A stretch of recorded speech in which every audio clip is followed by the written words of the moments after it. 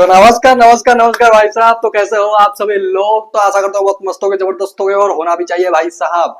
तो आज आज इस लेक्चर में क्या है, आज इस लेक्चर में हमारे पास एरिथमेटिक प्रोग्रेशन मतलब चैप्टर 5 एपी का लास्ट लेक्चर है, जो कि है लेक्चर नंबर 4। इस लास्ट लेक्चर में हम क्या करने वाले हैं, देखो पिछले लेक्चर सब कुछ इंपोर्टेंट है, बिना पिछला लेक्चर्स देख के 3 लेक्चर देख के इस लेक्चर में डायरेक्टली कूदना बहुत बड़ा पाप है भाई साहब, बहुत बड़ा पाप है। You are doing a great blunder अगर पिछला 3 लेक्चर नहीं देख के ये वाला लेक्चर देखने आ गए हो तो। अगर पिछला 3 लेक्चर देख के ये वाला लेक्चर देखने आए हो तो you are in a good way. Okay, तो आज इस लेक्चर में हम क्या करने वाला है, एप्लीकेशन बेस्ड क्वेश्चन। मतलब जैसे कि हम लोगों ने पिछले लेक्चर नंबर 3 में sum of n terms of n AP किए थे, ठीक है। उसके उसके पहले लेक्चर में nth टर्म को सॉल्व किए थे, उसके ऊपर सम मतलब सम बोलते हैं, सम ऑफ nth टर्म, ठीक है। सम बोलो तुम खाली, सम के ऊपर बहुत सारे क्वेश्चन बोले थे, बहुत सारे क्वेश्चन बोले थे नहीं, बहुत सारे क्वेश्चन किए थे। nth टर्म के ऊपर बहुत सारे क्वेश्चन किए थे। सम एप्लीकेशन बेस्ड क्वेश्चन मतलब क्या, कुछ थोड़ा एक दो सिचुएशन दिया होगा, मतलब केस बेस्ड स्टडी के थोड़ा सा इक्वल रहता है एप्लीकेशन बेस्ड क्वेश्चन। मतलब कोई एक सिचुएशन दिया होगा तुमको, सिचुएशन के बेस पर कोई एक क्वेश्चन पूछा होगा। एक क्वेश्चन केस बेस्ड स्टडी का 3-4 क्वेश्चन पूछता है, लेकिन इसमें एक क्वेश्चन पूछा होगा, अब उसको एक क्वेश्चन को टैकल करना है। तो सेकंड टॉपिक ये है कि केस बेस्ड स्टडी, तो तुमको पता ही है केस बेस्ड स्टडी क्वेश्चन क्या होता है। मुझे लगा कि इस चैप्टर से बहुत सारे केस बेस्ड स्टडी पूछे जाते हैं। मैंने जब पीवाईक्यूज एनालाइज कर रहा था तो मुझे दिखा कि सबसे ज्यादा अगर किसी से केस बेस्ड स्टडी पूछा गया है तो ये पूछा गया है। तो मैं गारंटी देख के तो नहीं बोल सकता, मतलब बोर्ड एग्जाम में कुछ भी हो सकता है वैसे, लेकिन बहुत सारे चांसेस है कि इस चैप्टर से केस बेस्ड स्टडी आने का।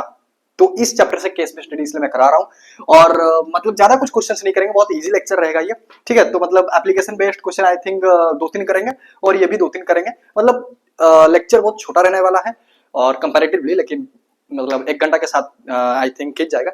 लेकिन बस 5-6 क्वेश्चन हम करने वाले हैं मिलजुला के। तो शुरू करते हैं आज का लेक्चर को एप्लीकेशन बेस्ड क्वेश्चन से, ठीक है। सबसे पहले हम एनसीईआरटी क्वेश्चन के साथ ही शुरुआत करेंगे, क्योंकि एनसीईआरटी क्वेश्चन थोड़ा सा इजी रहता है भाई साहब, इजी रहता है। तो शुरुआत हम इजी से करेंगे ताकि तुमको थोड़ा सा कॉन्सेप्ट मतलब कॉन्सेप्ट तो तुमको क्लियर है ऑलरेडी। हमको बस nth टर्म और एसएन जो सम वाला फॉर्मूला है, 3 फॉर्मूला पता है, सम का 2 फॉर्मूला और nth टर्म का 1 फॉर्मूला, 3 फॉर्मूला तुमको पता है। वही 3 फॉर्मूला में सब कुछ मिलजुला के करना है। तो थोड़ा सा मतलब जैसे वीडियो स्टार्टिंग थोड़ा सा इजी से शुरुआत करते तो मुझे लगता है कैचअप पकड़ने के लिए सही होता है। कैचअप मतलब कैच अप, मतलब कॉन्सेप्ट कैचअप मतलब वो सॉस वाला केचप मत बोलना, ठीक है। तो पहले सबसे पहले मैं क्वेश्चन नोट कर देता हूं। एनसीईआरटी का क्वेश्चन है भाई साहब, and one more thing, it's very important, it's very important भाई साहब। एनसीईआरटी का है और बहुत इंपॉर्टेंट है, बहुत इंपॉर्टेंट है। 3 स्टार मार्क लगा के, ठीक है। मतलब मेरा लेक्चर में ये होता है कि सपोज कोई क्वेश्चन थोड़ा इंपॉर्टेंट है तो 1 स्टार मार्क, थोड़ा ज्यादा इंपॉर्टेंट है 2 स्टार मार्क, और थोड़ा ज्यादा इंपॉर्टेंट है 3 स्टार मार्क, अगर बहुत ज्यादा इंपॉर्टेंट है तो अनलिमिटेड स्टार। ऐसा तुम पकड़ के चल सकते हो। अगर 3 लगाए तो हाँ मतलब इंपॉर्टेंट है, मतलब इतना भी नहीं, लेकिन हाँ इंपॉर्टेंट तो है। लेकिन जब अनलिमिटेड स्टार लगता है तो बहुत इंपॉर्टेंट है, और 1-2 स्टार लगता है तो हाँ थोड़ा बहुत इंपॉर्टेंट तो है। चलो, और इसका मतलब तुम मोस्ट इंपॉर्टेंट भी समझ सकते हो। एम मतलब मोस्ट, आई मतलब इंपॉर्टेंट, ठीक है। मतलब मेरे लेक्चर का थोड़ा सा रूल्स रेगुलेशन ये रहता है, मतलब समझने का, ठीक है, शॉर्ट फॉर्म्स। चलो मैं पहले क्वेश्चन नोट कर देता हूँ, उसके बाद समझाता हूँ आपको क्या है क्वेश्चन क्या नहीं। ओके,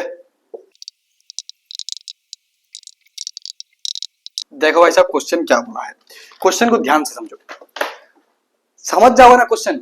मतलब करना तो तुम्हारे बाएं हाथ का खेल है। अरे भाई साहब, वो भाई साहब ये देखो क्या हो गया भाई, ये मार्कर खुल गया। मैं कैप खोल रहा था यार, इसको चलो लगा देते हैं। अच्छा, ये टोन नजल टू ओपन बंद से होगा। अरे यार, अरे भाई क्या बोल, हाँ सही तो है ना। ओ भाई, ओ भाई, ओ भाई, चलो ठीक है, कंटेंट को फोकस करो। क्या है क्वेश्चन? क्वेश्चन नहीं बोल रहा था कि क्वेश्चन समझ जाओगे तो आंसर करना तुम्हारा बाएं हाथ का खेल है, क्योंकि तुमको पता है 3 फॉर्मूला कहां कैसे क्यों लगाना है, तुमको पता है ये चीज। अगर तुम पिछले 2 लेक्चर देखो तो पिछले मतलब पहला लेक्चर तो इंट्रोडक्शन था। चलो सबसे पहला क्वेश्चन क्या है, 200 logs are stacked in the following manner, 20 logs in the bottom row, 19 in the next row, 18 in the row next to it, and so on.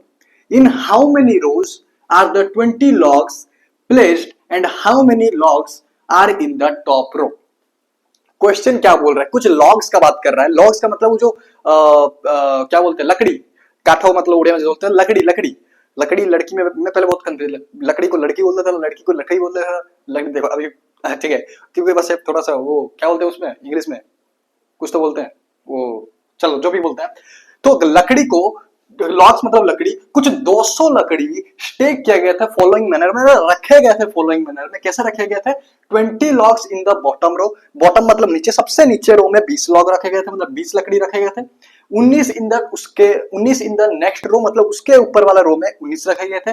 18 in the row next to it, मतलब एक एक जब रो बढ़ रहा है तो एक log घटा रहे हैं। ठीक है, बहुत बढ़िया, एक लॉग हटा रहे हैं।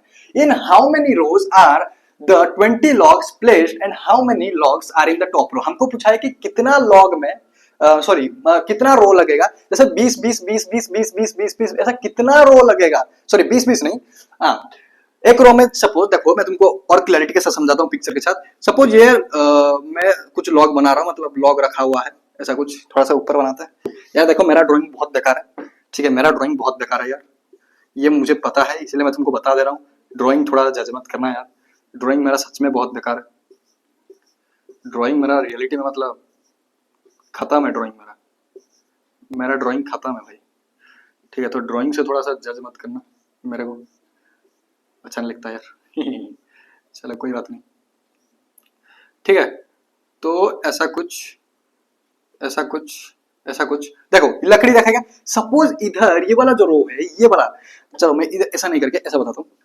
ये वाला जो रो है, ये वाला रो में 20, अरे भाई चल जा, ये वाला रो में 20 लॉग्स रखे हुए हैं। वो बोल रहा है कि दूसरे वाला जो नेक्स्ट रो है उसमें 19 रो रखेंगे, 19 लॉग रखेंगे, मतलब ऊपर वाला रो में 19 लॉग रखे गए हैं, इसके ऊपर वाले रो में 18 लॉग रखे गए हैं। एपी नजर आ रहा है, एपी नजर 20 19 18, 20 19 18 17 16 15 14 13 12 11 लॉग, मतलब एपी नजर आ रहा है, एपी कॉमन डिफरेंस 1 से एपी नजर आ रहा है। भाई एक घट के जा रहा है। तो ये क्वेश्चन में पूछ रहा है, इसे ऊपर बहुत सारा जाएगा, ऐसे हम ऊपर ऐसे रखते चलेंगे। तो ये पूछ रहा है कि कितना रो ऐसा होगा, जैसे ये एक रो, ये दूसरा रो, ये तीसरा रो, ऐसा कितना रो होगा जितना रो रखने के बाद, मतलब जितना रखने के बाद 200 लॉग्स पूरा हो जाए। ये बोलता है in how many rows are the 20 logs placed and, अच्छा 200 log place, I think 20 rows मैंने लिख दिया है, हाँ। In how many rows 200 log placed, in how many rows 200 log placed and how many logs are in the top row, मतलब कितना रो में 200 log placed है और सबसे टॉप रो में कितना लॉग है। सब इसको बाद में देखते हैं कितना टॉप में। सबसे पहले देखते हैं कि कितना रो लगेगा 200 लॉग को रखने में। अच्छा हम कैसे निकालेंगे? सबसे पहले तो हमको एक एपी नजर आ रहा है, तो हम एपी बना लेते हैं या फिर एपी लिख लेते हैं। एपी क्या हमको नजर आ रहा है? एपी हमको एक नजर आ रहा है कि 20, उसके ऊपर 19, उसके ऊपर 18 17, तो ऐसा हो रहा है कुछ 20 19 18 17 16 एंड सो ऑन। हमको नहीं पता कितना टर्म्स रो है। देख ये जो एक रो है, एक रो का हम एक टर्म बोलेंगे, क्योंकि ये एक टर्म, इसको तो हम एक टर्म ही बोलेंगे। तो 20 क्या है?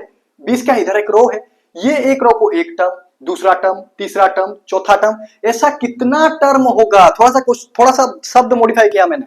ऐसा कितना टर्म होगा, इससे कितना टर्म होगा जो कि रखने के बाद 200 लॉग हो जाएगा। लेट सपोज n टर्म्स होगा, हमको नहीं पता, लेट सपोज n टर्म्स होगा।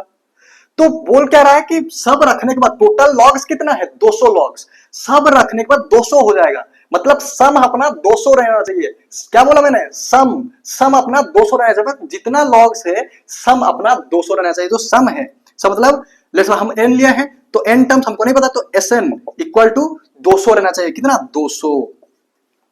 Sn 200, तो n इधर से निकल जाएगा। हमको a पता है, a तो इधर तुमको पता ही है, ये a है, और d तो तुमको पता ही है -1, d तो -1 तुमको पता ही है, और a तो ये है। ad पता है, n निकाल देंगे, ad पता है, n निकाल देंगे। और हमको n ही तो चाहिए। n क्या है? टोटल नंबर ऑफ रोज, मुझे नहीं पता था कितना नंबर ऑफ रोज लगेगा, जो पूछा था हम उसको लेट कर लिया। Let suppose n number of रोज लगेगा, तो n number of total number, मतलब सम क्या है, हमको क्या दिया है, सब प्लस करके कितना आना चाहिए? 200 आना चाहिए। तो sum of n terms equal to 200। Logic समझ में आया? कैसे हम क्वेश्चन से इसमें फ्लॉप हुए, फ्लिप जो भी हुए, समझ में आया? चलो अब बस ये तुम्हारा बाएं हाथ का खेल है, ये तो तुमको सॉल्व करना आता है, फॉर्मूला लगाओ, सॉल्व करो, और क्या। तो ये है 2a plus n-1 whole into d equal to 200, ठीक है। तो n तो हमको पता नहीं, वही निकालना है। 2a क्या है? 20 into 2 40 plus n minus one, n तो हमको पता नहीं है, d क्या है -1, बहुत बढ़िया, ठीक है 200। तो क्या करते हैं, एक काम करते हैं, इसको मिटा देते हैं, ठीक है इसको मिटा दें या इसको मिटा, नहीं क्वेश्चन तो रहना ही पड़ेगा, चलो इसको मिटा देते हैं। ये तुमको समझ में आ गया ना, ये डायग्राम में मिटा देता हूँ, ठीक है। अच्छा जी, ये डायग्राम मिटा देता हूँ और इसको थोड़ा सा ऐसा लिख देते हैं, थोड़ा सा, ठीक ऐसा थोड़ा सा छोटा करके लिख देता, ताकि हमको हमारे पास जगह रहे थोड़ा सा करने के लिए, ठीक है। तो इसको बस सॉल्व करेंगे हम आगे, इसको n/2 होल ब्रैकेट 40 जैसा था वैसे, प्लस, प्लस तो नहीं माइनस, क्योंकि -1 into n minus n plus 1, क्योंकि -1 into -1 plus 1, whole bracket close 200, ठीक है equal to 200 n/2 41 minus n equal to 200, तो n whole into 41 minus n, 2 उधर चला जाएगा, 200 इंटू 2 400, ठीक है। बस इसको मल्टीप्लाई कर दो, 41n minus n square equal to 400, quadratic equation एक बन गया, क्वाड्रेटिक इक्वेशन बन गया, क्वाड्रेटिक इक्वेशन बन गया। चैप्टर 4 क्वाड्रेटिक इक्वेशन को सॉल्व करना आता है मिडिल टर्म स्प्लिटिंग मेथड से या फिर क्वाड्रेटिक फार्मूला से, किसी भी मेथड से तुम निकाल सकते हो। तो इधर 0 n स्क्वायर, n को मैं उधर ले गया, minus 41n plus 400 plus 400 plus 400 plus 400, बस अभी इसको सॉल्व करना है और कुछ नहीं। तो 400 का हम एलसीएम लेते हैं, तुमको मिडिल टर्म स्प्लिटिंग मेथड मुझे ये मान के चल रहा हूँ कि तुमको पता है भाई साहब, ठीक है, क्योंकि पता होना ही चाहिए।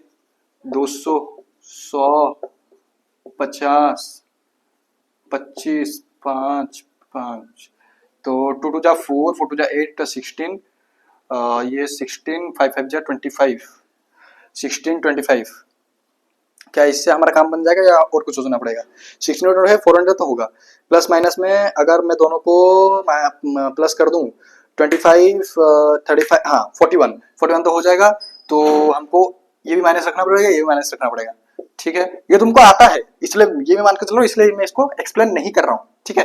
n square minus 16n minus 25n plus 400, इसको मिटा देता हूँ, प्लस 400, ठीक है इसको मिटा देता हूँ, चलो जी प्लस 400, थोड़ा सा जगह शायद कम पड़ गया है हमारे पास, चलो देखते हैं कहाँ करना है।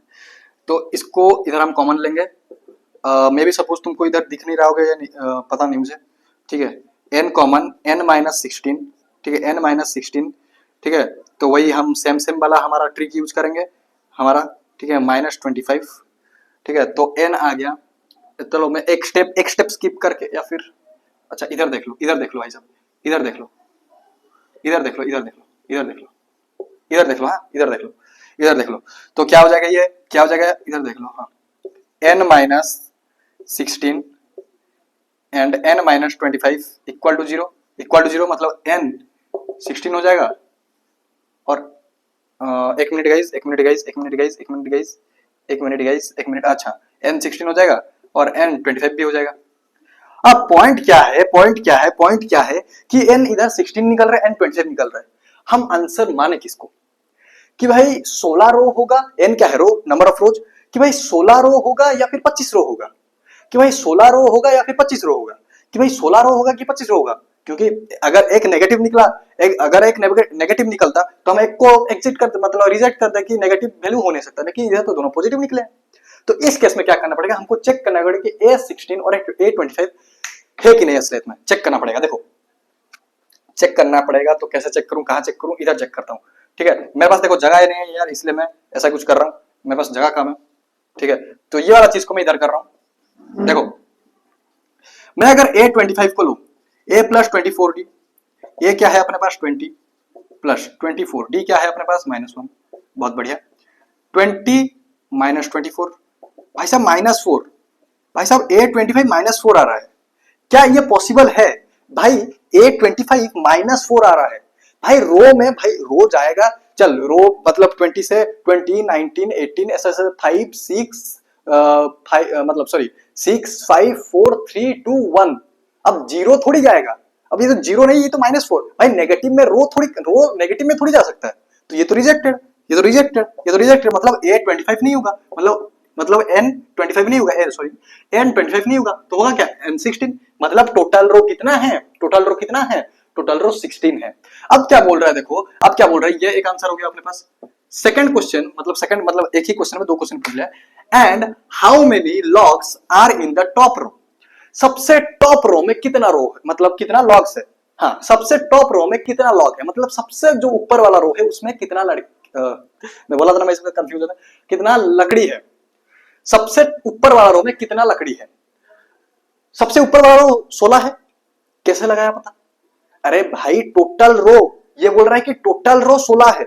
ये बोल रहा है कि देख, ये बोल रहा है कि ये एक रो, ये एक रो, ये एक रो, ये एक रो, ये एक रो, ये एक रो, टोटल रो जितना है, सपोज ये टोटल रो 16 है। तो मैं गिनूंगा कैसे? ये एक रो, ये दो रो, तीन रो, चार रो, पांच रो, 6 रो, ऐसे 7 8 9, ये 16 नंबर रो, ऐसे ये 16 नंबर रो। तो 16 नंबर रो तो 16 में ही आएगा ना। तो A16 अगर हम A16 निकाल दे तो हमको नंबर ऑफ लॉग्स पता चल जाएगा कि ऊपर कितना है। समझ में आया? समझ में आया। तो इधर A16 निकाल दे। A16 निकाल, सपोज मुझे लगा मैं थोड़ा और अच्छे से समझा सकता हूँ। देखो ऊपर वाला रो, हमको कैसे पता चले कि ऊपर वाला रो 16th रो है? हमको कैसे पता चला ऊपर वाला रो 16th रो है? इसीलिए हम A16 निकाल रहे हैं। हमारे पास N16 निकला। N16 मतलब लास्ट रो जो है, मतलब N16 मतलब क्या? Total row 16। हम माने थे कि टोटल रो कितना होगा? 16 होगा या N होगा, तो N निकल गया 16, तो टोटल रो 16। तो टोटल रो 16, तो लास्ट रो क्या होगा? 16 ही होगा। अगर टोटल रो 5 होता तो लास्ट 1 2, सपोज देख, ये पहला रो, ये दूसरा रो, ये तीसरा रो, ये चौथा रो, ये पांचवा रो। सपोज टोटल रो 5वां होता तो इसको हम बॉटम रो बोलते हैं। उसके बाद ऊपर वाला रो, उसके बाद ऊपर वाला रो, उसके बाद ऊपर वाला, उसके बाद पूरा टॉप लेवल रो 5 को ही तो बोलते हैं। इसलिए इधर भी ऐसे 16 को ही तो पूरा टॉप रो बोलेंगे। तो इसलिए हम A16 निकालेंगे तो हमको आंसर मिल जाएगा A प्लस 15D। थोड़ा सा मैं इधर ऊपर निकाल सकता हूँ शायद, थोड़ा सा अच्छा रहेगा। ठीक है, तो A16 equal to A plus 15D। A कितना है भाई साहब? A कितना है? 20 प्लस 15, D कितना है? -1। 20 माइनस 15 दैट इज 5 लॉग्स। ये हो गया तुम्हारा आंसर। 2 आंसर निकला। एक क्या, मैं एक बार देख लूं क्या तुमको सही साइड दिख रही है नहीं? मैं एक बार देख लूं। अरे बॉल बिल्कुल सही दिख रहा है यार, बॉल बिल्कुल सही दिख रहा है, कुछ नहीं, सब कुछ सही दिख रहा है। चलो, हाँ मैं क्या बोल रहा था, 2 आंसर निकल गया। एक है टोटल रो कितना है? 16 रो है, और जो टॉप रो है वो है 5। बहुत अच्छे समझा दिया, तो मुझे नहीं लगता रिपीट करना चाहिए क्योंकि वो बहुत डिटेल में समझा दिया। नेक्स्ट क्वेश्चन बढ़ते हैं। और नेक्स्ट क्वेश्चन भाई साहब, ये तो क्वेश्चन तो बहुत बार रिपीटेड क्वेश्चन, मतलब ऐसा क्वेश्चन आता है और इतना भी हार्ड नहीं था, इजी था समझने में। लेकिन अभी जो क्वेश्चन करवाऊंगा वो बच्चा को समझ में ही नहीं आता है। How to attempt that question. बच्चा को समझ तो आ जाता है क्वेश्चन क्या बोल रहा है, लेकिन क्वेश्चन को करना कैसा है, अप्रोच मैं बोल सकता हूं, मैं इधर दावे से बोल सकता हूं 90% बच्चा को क्वेश्चन पढ़ के समझ तो आ जाता है, लेकिन प्रोसीड कैसे करेंगे ये समझ में नहीं आता। 98% बच्चों को ये समझ में आया था। अभी जो क्वेश्चन करवाऊंगा, ये क्वेश्चन तो इजी था, ठीक है, और ये रिपीटेड क्वेश्चन भी है, लेकिन जो वो करवाऊंगा वो इतना बार नहीं आया, लेकिन इंपॉर्टेंट बहुत है, क्योंकि बहुत डिफिकल्ट नहीं बोलूंगा कि डिफिकल्ट भी नहीं बोलूंगा, टिपिकल बोलूंगा। थोड़ा सा टिपिकल, थोड़ा कॉम्प्लिकेटेड क्वेश्चन है। देखो अभी कैसे तुमको पता लग जाएगा। ठीक है, ये रब कर दूं। चलो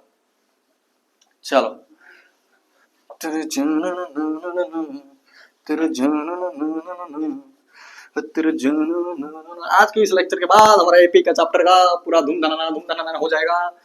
ठीक है, एपी लेक्चर का धूम धनाना हो जाएगा। डिंग डनाना हो जाएगा। डिंग डनाना हो जाएगा। देखो यार, मतलब होता क्या है ना कि case based some application based question और कैश बेस्ड स्टडी क्वेश्चन क्या होता है ना कि मतलब ये इतना टिपिकल नहीं होता। जैसे उस मतलब सम में हम लोगों ने बहुत सारे क्वेश्चन किए, एनएचआर में बहुत सारे क्वेश्चन किए, इसमें मैं बहुत सारे क्वेश्चन इसलिए नहीं करवाना चाहता हूँ क्योंकि इसमें ज्यादा कोई क्वेश्चन कॉन्सेप्ट लगता ही नहीं। अगर तुम ये वाला क्वेश्चन कर दिया ना, ये जो 200 लॉग वाला क्वेश्चन कर दिया, अभी जो क्वेश्चन दूंगा वो कर देगा। 2 क्वेश्चन का तुम कोई भी एप्लीकेशन बेस्ड क्वेश्चन होगा तुम मतलब निपटा सकता है, क्योंकि भाई एक बार एप्लीकेशन क्या होता है समझ में आ जाता है ना, कैसा क्वेश्चन पूछता कैसा है। तुमको तो सम पता है, फॉर्मूला पता है, तुमको एन का फॉर्मूला पता है, तुमको सम का 2 फॉर्मूला पता है, एल लास्ट टर्म वाला तुम निकाल देगा। बस क्वेश्चन समझ में आना चाहिए, इसीलिए 1-2 क्वेश्चन लाया हूं। क्योंकि जैसे केस बेस्ड स्टडी में अगर तुमको समझ में आएगा केस बेस्ड स्टडी पूछता कैसा है, जैसे मैं आज 2 क्वेश्चन करवाऊंगा तुमको, तो 2 क्वेश्चन तुमको समझ में आ जाएगा केस बेस्ड स्टडी पूछता क्या है और कैसा है। अब कोई भी केस बेस्ड स्टडी कोई भी दुनिया का बना कर देता है, तुम कर देगा।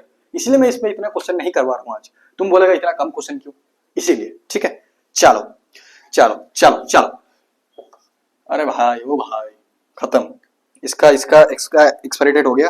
Late me to change this marker भाई साहब। ठीक है, let me to change this marker.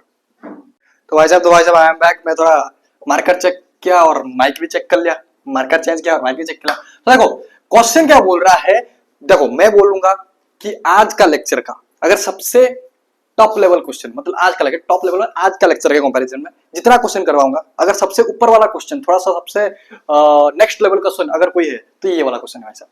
तो ध्यान से करना भाई साहब, मन लगा के पूरा कॉपी वॉपी छोड़ दो, बस बोर्ड पे ध्यान दो। जब मैं सॉल्व कर लूंगा, मुझे पता है तुमसे सॉल्व नहीं होगा, अगर हो गया तो बहुत बढ़िया बात है मेरा सॉल्यूशन नहीं देख के, लेकिन मैक्सिमम बच्चा को नहीं होगा मुझे पता है। तो पहले देख लो, उसके बाद करना बिना देखे सॉल्यूशन को, ठीक है। पहले देख लो मैं क्या बोल रहा हूँ, क्या समझा। देखो क्वेश्चन क्या बोला है, क्वेश्चन का पढ़ो। 150 workers were engaged to finish a piece of work sorry in a certain number of days.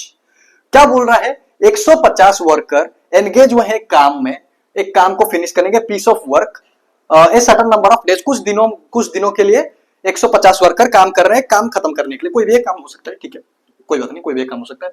4 workers drop the second day, 4 more workers drop the third day and so on। मतलब क्या हो रहा है, पहला दिन तो 150 काम किए, 150 वर्कर, सेकेंड डे में 4 वर्कर ड्रॉप कर दिए, मतलब 4 वर्कर काम छोड़ दिए, तीसरा दिन में और 4 वर्कर काम छोड़ दिए, चौथा दिन में और 4 वर्कर काम छोड़ दिए, पांचवा दिन में और 4 वर्कर काम छोड़ दिए, एंड सो ऑन, ठीक है। It takes 8 more days, it takes 8 more days to finish the work now। भाई देख, भाई देख भाई, अगर अगर 150 लोग हर दिन काम करते हैं जितना दिन लगता, अब लोग छट रहे हैं, मतलब लोग काम छोड़ रहे हैं, तो काम तो सेम ही रहेगा ना, टोटल काम कितना रहेगा। सपोज कोई एक बिल्डिंग बनाना है, अब बिल्डिंग बनाना है, बिल्डिंग को बनाने में अगर सपोज मैं एग्जांपल ले रहा हूँ कि 5 लोग लग रहे थे, 10 दिन ले रहे थे। 5 लोग अगर 10 दिन ले रहे हैं एक बिल्डिंग बनाने के लिए, मतलब सर 10 दिन बहुत मतलब बहुत लेम एग्जांपल लिया मैंने। सपोज 5 लोग भी नहीं लेना चाहिए, सपोज 50 लोग, सपोज मैं मान लिया 150 लोग, सपोज 150 लोग एक बिल्डिंग को बनाने के लिए 10 महीना ले रहे हैं। सपोज 150 लोग एक बिल्डिंग को या फिर एक फ्लैट को बनाने के लिए 150 महीना क्या बोलूंगा 8 महीना ले रहे हैं, 10 महीना ले रहे हैं।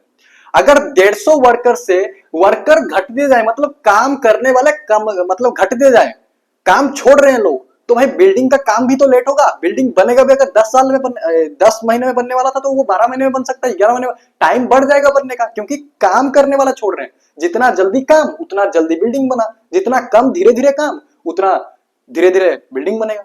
समझ में आया यहाँ तक? क्वेश्चन पढ़ते पढ़ते ही उसको डिकोड करो। अच्छा, अब क्या बोला है, find the number of days in which the work was completed. मतलब जब अब 4 लोग हर दिन छोड़ के जा रहे हैं, अब कितना दिन लगेगा काम को कंप्लीट होने में। क्वेश्चन क्या समझ में आया? क्या क्वेश्चन समझ में आया? 150 वर्कर, सपोज कोई बिल्डिंग नहीं बोला लेकिन मैं एग्जांपल ले लेता हूं, ठीक है। एक फ्लैट है, ठीक है, एक फ्लैट है, इसको बनाने के लिए, ये फ्लैट को बनाने के लिए भाई साहब, ये फ्लैट को बनाने के लिए, ये खिड़की है भाई, खिड़की है, ठीक है, ये फ्लैट को बनाने के लिए कोई खिड़की है, ठीक है, ये कोई फ्लैट है, ये फ्लैट को बनाने के लिए 150 लोग काम कर रहे हैं। 150 लोग नहीं बोल के लोग मैथमेटिक्स में अलग होता है, तो 150 पीपल बोल देता हूँ, ठीक है, 150 वर्कर्स बोल देता हूँ, वर्कर्स लिखा है, ठीक है, 150 वर्कर्स जब एक बिल्डिंग को बना रहे हैं पहला दिन, दूसरा दिन 4 वर्कर छोड़ दिए, मतलब कितने बचे और वर्कर? 4 वर्कर छोड़ दिया, मतलब काम बोला ना कि एक piece of work in a certain number of days, 4 workers dropped the second day, मतलब पहला दिन तो 150 वर्कर थे, दूसरा दिन सेकंड डे में 4 वर्कर ड्रॉप कर दिए।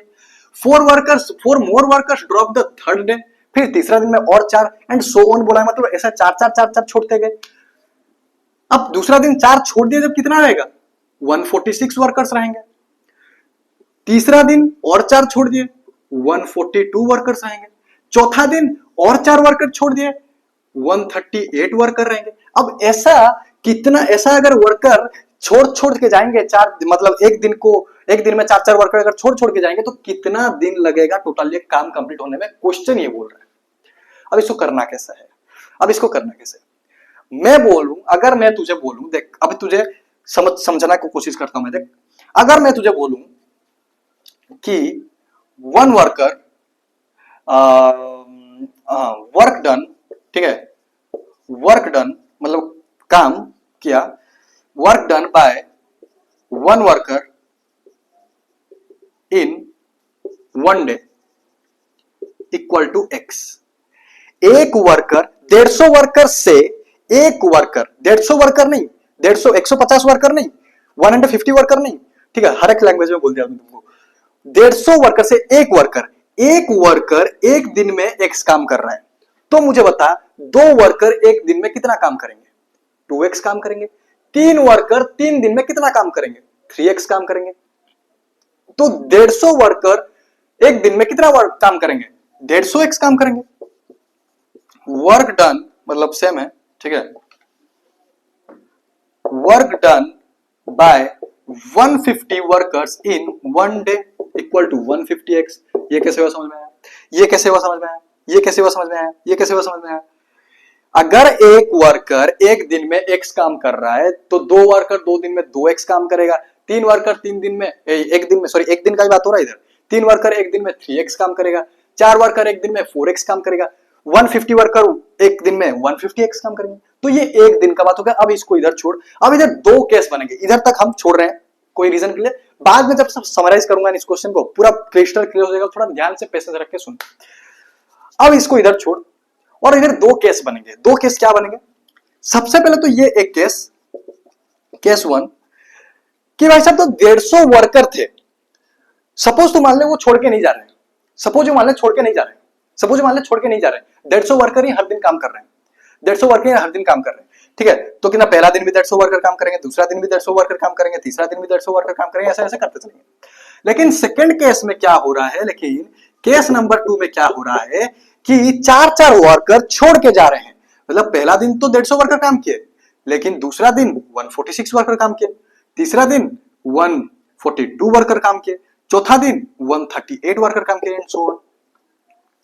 अब देख क्वेश्चन पढ़, अभी बोल रहे it takes 8 more days to finish the work now. Work now मतलब जब चार चार छोड़ के जा रहे हैं तो 8 दिन ज्यादा लग रहे हैं, 8 दिन ज्यादा लग रहे हैं। उससे पहले find the number of days. अच्छा हमको पूछा क्या है, हमको क्वेश्चन ने पूछा क्या है, हमको पूछा है कि कितना दिन लगेगा अगर ऐसा काम चलेगा। तो अगर ये केस 2 वाला जो है, अगर काम ऐसा चलेगा, एक चार चार छोड़ के जाएंगे तो कितना दिन लगेगा, हमको नहीं पता कितना दिन लगेगा, तो हम मान लेते हैं n दिन लगेगा। कितना दिन लगेगा, हम मान लेते हैं लेट कंप्लीट वर्क, नहीं let days, total days, let days for complete work, days to complete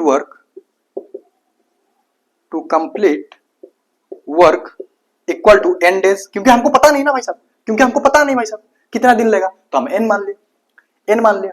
अच्छा अगर चार चार वर्कर जब छोड़ के जा रहे हैं n दिन लग रहे हैं, तो जब चार चार वर्कर छोड़ के नहीं जा रहे तो कितना दिन लगेगा, क्वेश्चन पर समझ में आएगा। It takes 8 more days to finish the work now, मतलब जब ऐसा सिचुएशन है तो 8 दिन ज्यादा लग रहे थे। मतलब अगर मैं इधर n लिया हूं, अगर इधर 8 दिन ज्यादा लग रहे हैं, अगर इधर n है, थोड़ा सा कॉम्प्लिकेटेड से बाहर निकल, टोटल नंबर ऑफ डेज हमको n लग रहे हैं काम कंप्लीट करने में, और इधर 8 दिन ज्यादा लग रहे हैं इससे, 8 दिन ज्यादा लग रहे हैं इससे, 8 दिन ज्यादा लग रहे हैं इससे, और टोटल n डेज लग रहे हैं, मतलब इसमें 8 दिन कम लगेंगे भाई साहब। जब काम छोड़ रहे हैं लोग तब 8 दिन ज्यादा लग रहा है, जो कि इसमें n में इंक्लूडेड है। जब लोग काम नहीं छोड़ रहे हैं तो 8 दिन कम लगेगा, बात समझ आ? जब चार मतलब लोग छोड़ के काम जा रहे हैं तो n लग रहा है, जो कि 8 दिन ज्यादा लेगा, तो जब काम लोग नहीं छोड़ेंगे तो 8 दिन कम लेगा, तो इधर अगर n days, n minus 8 days, ठीक है। तो डेज, अब तुम मुझे एक क्वेश्चन करेगा, मुझे पता है तुम्हारे दिमाग में एक क्वेश्चन कूद रहा होगा, तुम्हारे दिमाग में एक क्वेश्चन कूद रहा होगा कि भैया या दोस्त, तूने इसको n लेके इसको n माइनस n प्लस 8 क्यों नहीं लिया, क्योंकि अगर इसको n दिन लगते, बोल रहे हैं क्वेश्चन में इसमें 8 दिन लगते ज्यादा, तो n प्लस 8 इजी था, इतना क्यों कॉम्प्लिकेटेड किया। फिर मैं बोलूंगा कि भाई साहब हमको निकालना ये नहीं है, जो निकालना है उसी को तो लेट करेंगे। मैंने इसको लेट किया क्या, नहीं, हमको जो निकालना है, find the number of days in which work was completed, मतलब ये निकालना है हमको, ये निकाला, तो जो निकालना है उसी को तो लेट करेंगे ना। अब इसको लेट करके मैं करूंगा क्या, इसको तो निकालना है ही नहीं अपने, हमको जो निकालना है उसको अगर तुम करोगे भाई इसको n मान के, इसको n प्लस 8 मान के, गलती नहीं होगा, आंसर सही आएगा। लेकिन इजी क्या होगा, हमारा क्वेश्चन का करने का अप्रोच क्या रहता है, हर क्वेश्चन में जैसे हर क्वेश्चन में रहता है वही इसी क्वेश्चन में वही करेंगे, ठीक है। अब देखो, अब मेरा एक क्वेश्चन का आंसर करो कि एक दिन में जब 150 वर्क 150x काम कर रहे हैं, एक दिन में जब 150 वर्क 150 एक्स काम कर रहे हैं तो इतना दिन में कितना वर्क करेंगे? ये डेज है ना, 9 - 8, 9 - 8 डेज में कितना काम करेंगे? तू बोलेगा टोटल काम करेंगे, बिल्डिंग बन के खड़ा हो जाएगा। कैसे भाई? Total N N total day है ना बिल्डिंग काम खत्म होने के लिए। एन टोटल भाई, चाहे 150 लोग हर दिन काम करे, चाहे 4 घट के काम करे, बनना तो एक बिल्डिंग ही है, बनना तो पूरा काम ही है। पूरा काम, टोटल काम तो अलग नहीं होगा ना। टोटल वर्क इधर भी सेम, टोटल वर्क इधर भी सेम, टोटल वर्क इधर भी सेम, टोटल वर्क इधर भी सेम। ये जो मैंने बात बोल रहा हूं ना, टोटल वर्क इधर भी सेम इधर भी सेम, इसको पकड़ के रखना, ये हमको आगे काम आएगा। मैंने क्या बोला कि अगर 150 वर्कर एक दिन में 150 एक्स काम कर रहे हैं तो n-8 डे में n-8 डेज में 150 वर्कर्स will do work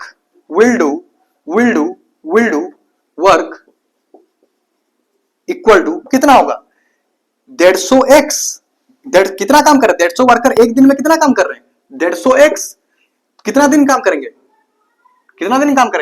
9 - 8, तो 150x इंटू 9 - 8। और ये क्या है? ये है अपना टोटल वर्क। भाई साहब काम पूरा हो गया। अगर पहला केस में देखें, जबकि लोग छोड़ के नहीं जा रहे थे, हमको 150 हर दिन रह रहे थे, और एक दिन में वो 150 एक्स काम कर रहे थे, तो इतना दिन में, जो कि हम इधर से डिराइव किए, इतना दिन में n-8 डेज में वो इतना काम करेंगे, और पूरा काम इतना काम करेंगे, मतलब काम तो पूरा खत्म। काम तो n क्या है? टोटल डेज में था, इधर टोटल डेज था ना, टोटल तो काम तो खत्म हो जाएगा। तो n-8 टोटल वर्क अपने पास आ गया 150x होल इंटू n-8, इतना टोटल काम करेंगे। अब इधर अगर टोटल काम निकाल दे, लॉजिक समझ, मुझे इधर टोटल काम मिल गया। अगर, क्योंकि टोटल एक ही चीज ऐसा है जो कि बदलेगा नहीं, क्या? टोटल काम, टोटल वर्क इधर भी सेम रहेगा, केस 1 में भी, केस 2 में भी टोटल वर्क सेम है, क्योंकि भाई बिल्डिंग तो एक ही बनाना है। चाहे वो 1 लोग काम करे, 2 लोग काम करे, 150 लोग काम करे, 100 लोग काम करे, भाई काम तो उतना ही करना है। तो इधर भी उतना ही काम करना है, इधर भी उतना ही काम करना है, तो काम क्या बराबर है। तो अगर मैं इधर टोटल वर्क निकाला, अगर इधर मैं टोटल वर्क निकाल दूं, तो दोनों को बराबर कर दूंगा, आंसर निकल जाएगा अपना n, या फिर x तो शायद कैंसिल हो जाएगा, या फिर देखते हैं nx कुछ तो निकल जाएगा ना अगर दोनों को बराबर कर देंगे तो इधर टोटल वर्क निकालते हैं। अब देख, let days to complete work equal to n, मतलब टोटल डेज हमने माना कि n दिन लगता है इसको कंप्लीट करने में। अब तू मुझे बता कि एक दिन में, एक दिन मतलब पहला दिन में लोग कितना काम करेंगे? 150x। दूसरा दिन में, अगर एक दिन में x काम कर रहे हैं, मतलब एक वर्कर, तो एक वर्कर 150 वर्कर एक दिन में 150x काम करेगा। अगर एक दिन में एक वर्कर x काम कर रहा है, दूसरा दिन में अपने पास वर्कर कितना है? 146 वर्कर, दूसरा दिन में 146x काम होगा।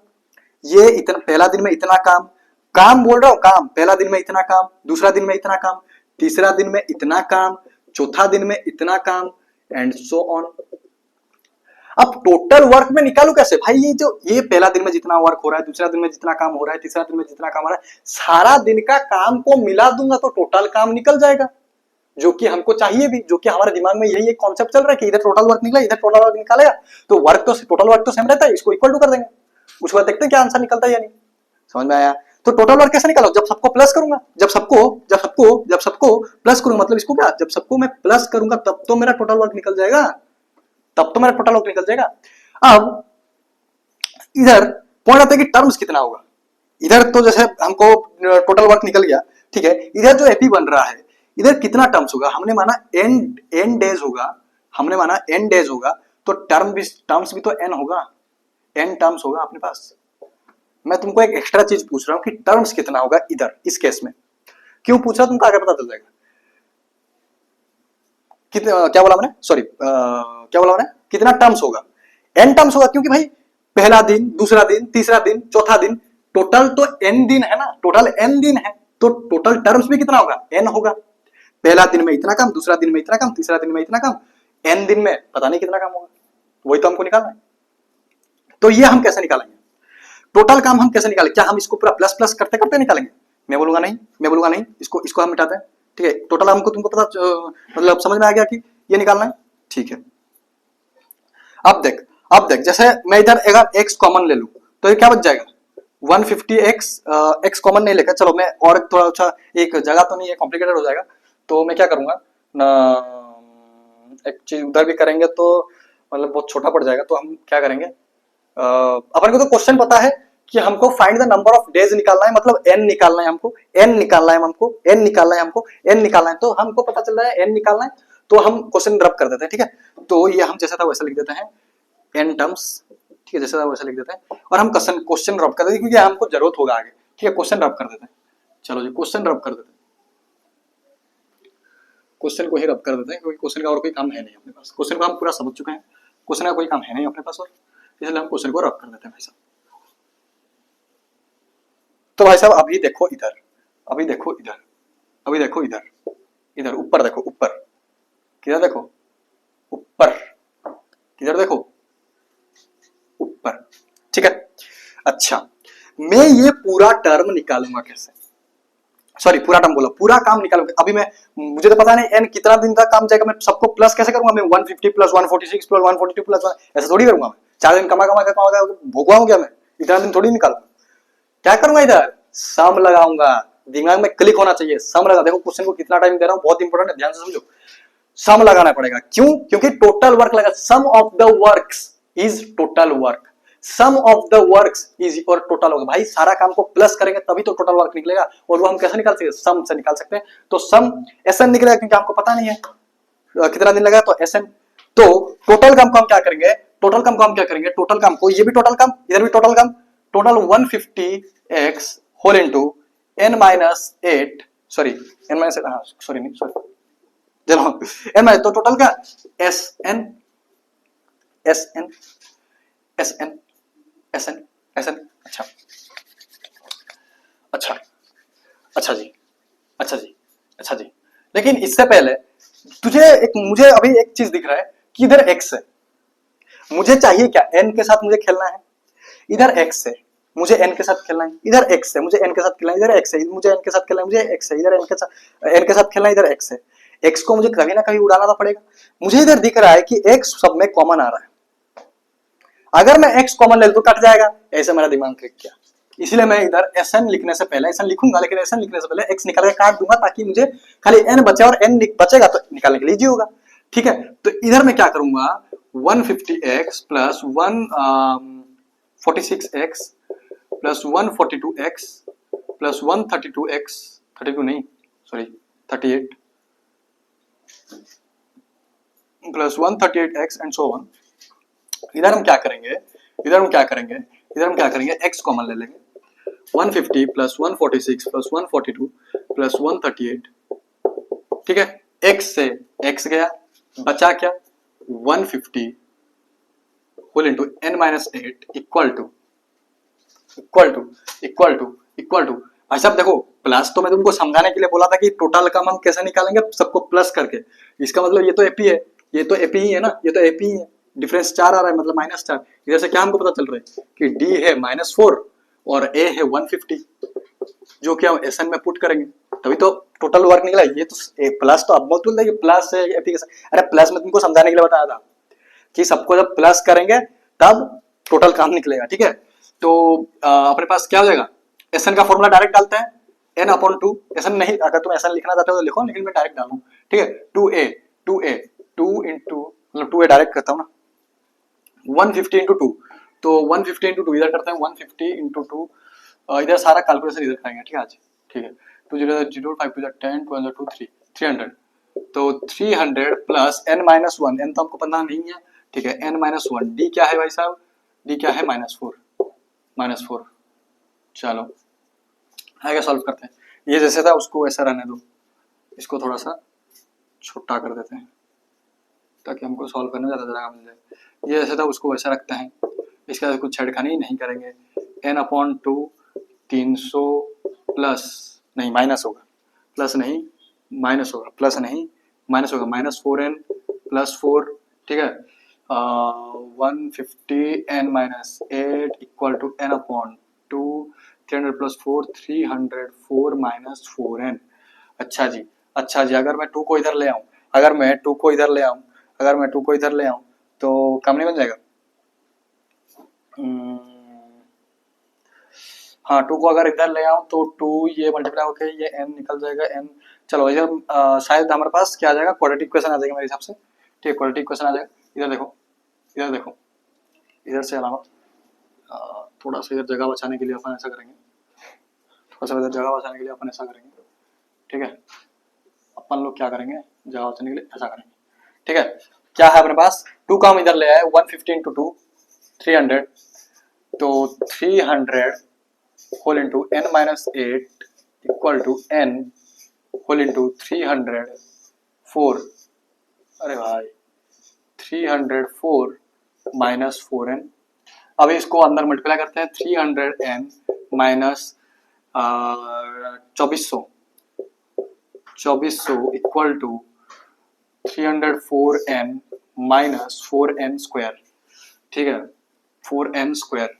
तो अपन क्या करेंगे, माइनस है इधर 4n तो इधर ले आएंगे, इक्वल टू में इधर 0 कर देंगे पूरा टोटल। ठीक है, सारा चीज इधर ले आते हैं, ये तो उनको सॉल्व करना आता है। ठीक है, 4n स्क्वायर माइनस 304n ये प्लस 300n माइनस 2400।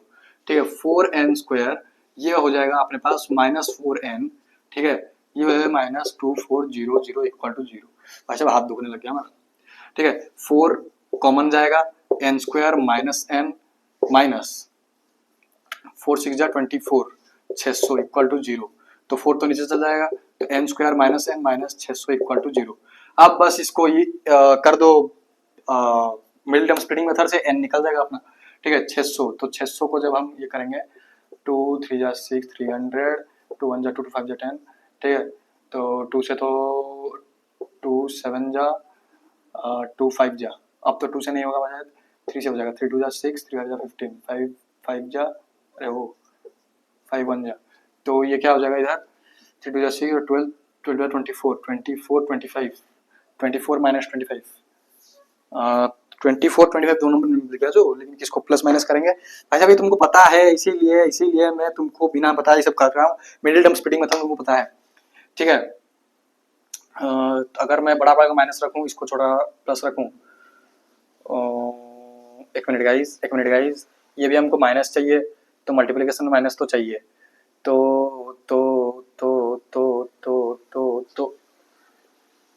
ऐसा कुछ हाँ, n स्क्वायर माई plus 24n minus 25n minus 600।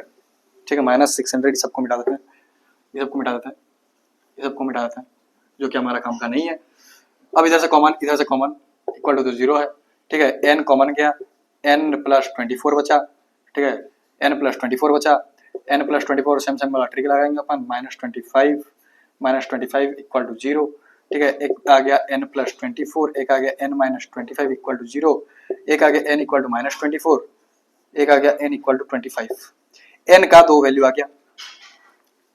अब n क्या था अपने पास, total number of days to complete work n। अपने को क्वेश्चन क्या बोला था, अगर मैं क्वेश्चन अगर रीड करूं लास्ट वाला, find the number of days in which the work was completed, कितना दिन में काम कंप्लीट होगा, उसको हमने लेट किया था कि कितना दिन में days to complete work, that is n, we letter it n, letter बोलते हैं, क्या बोलते हैं, वी हमने माना था उसको n, तो n कितना निकल के आ गया 25, और एक तो माइनस, भाई दिन माइनस में हो सकता है, डेज माइनस में हो सकते हैं, 5 दिन 6 दिन 7 दिन, माइनस 7 डेज हो सकता है क्या, नहीं, तो this is not possible and this is possible and this is your answer.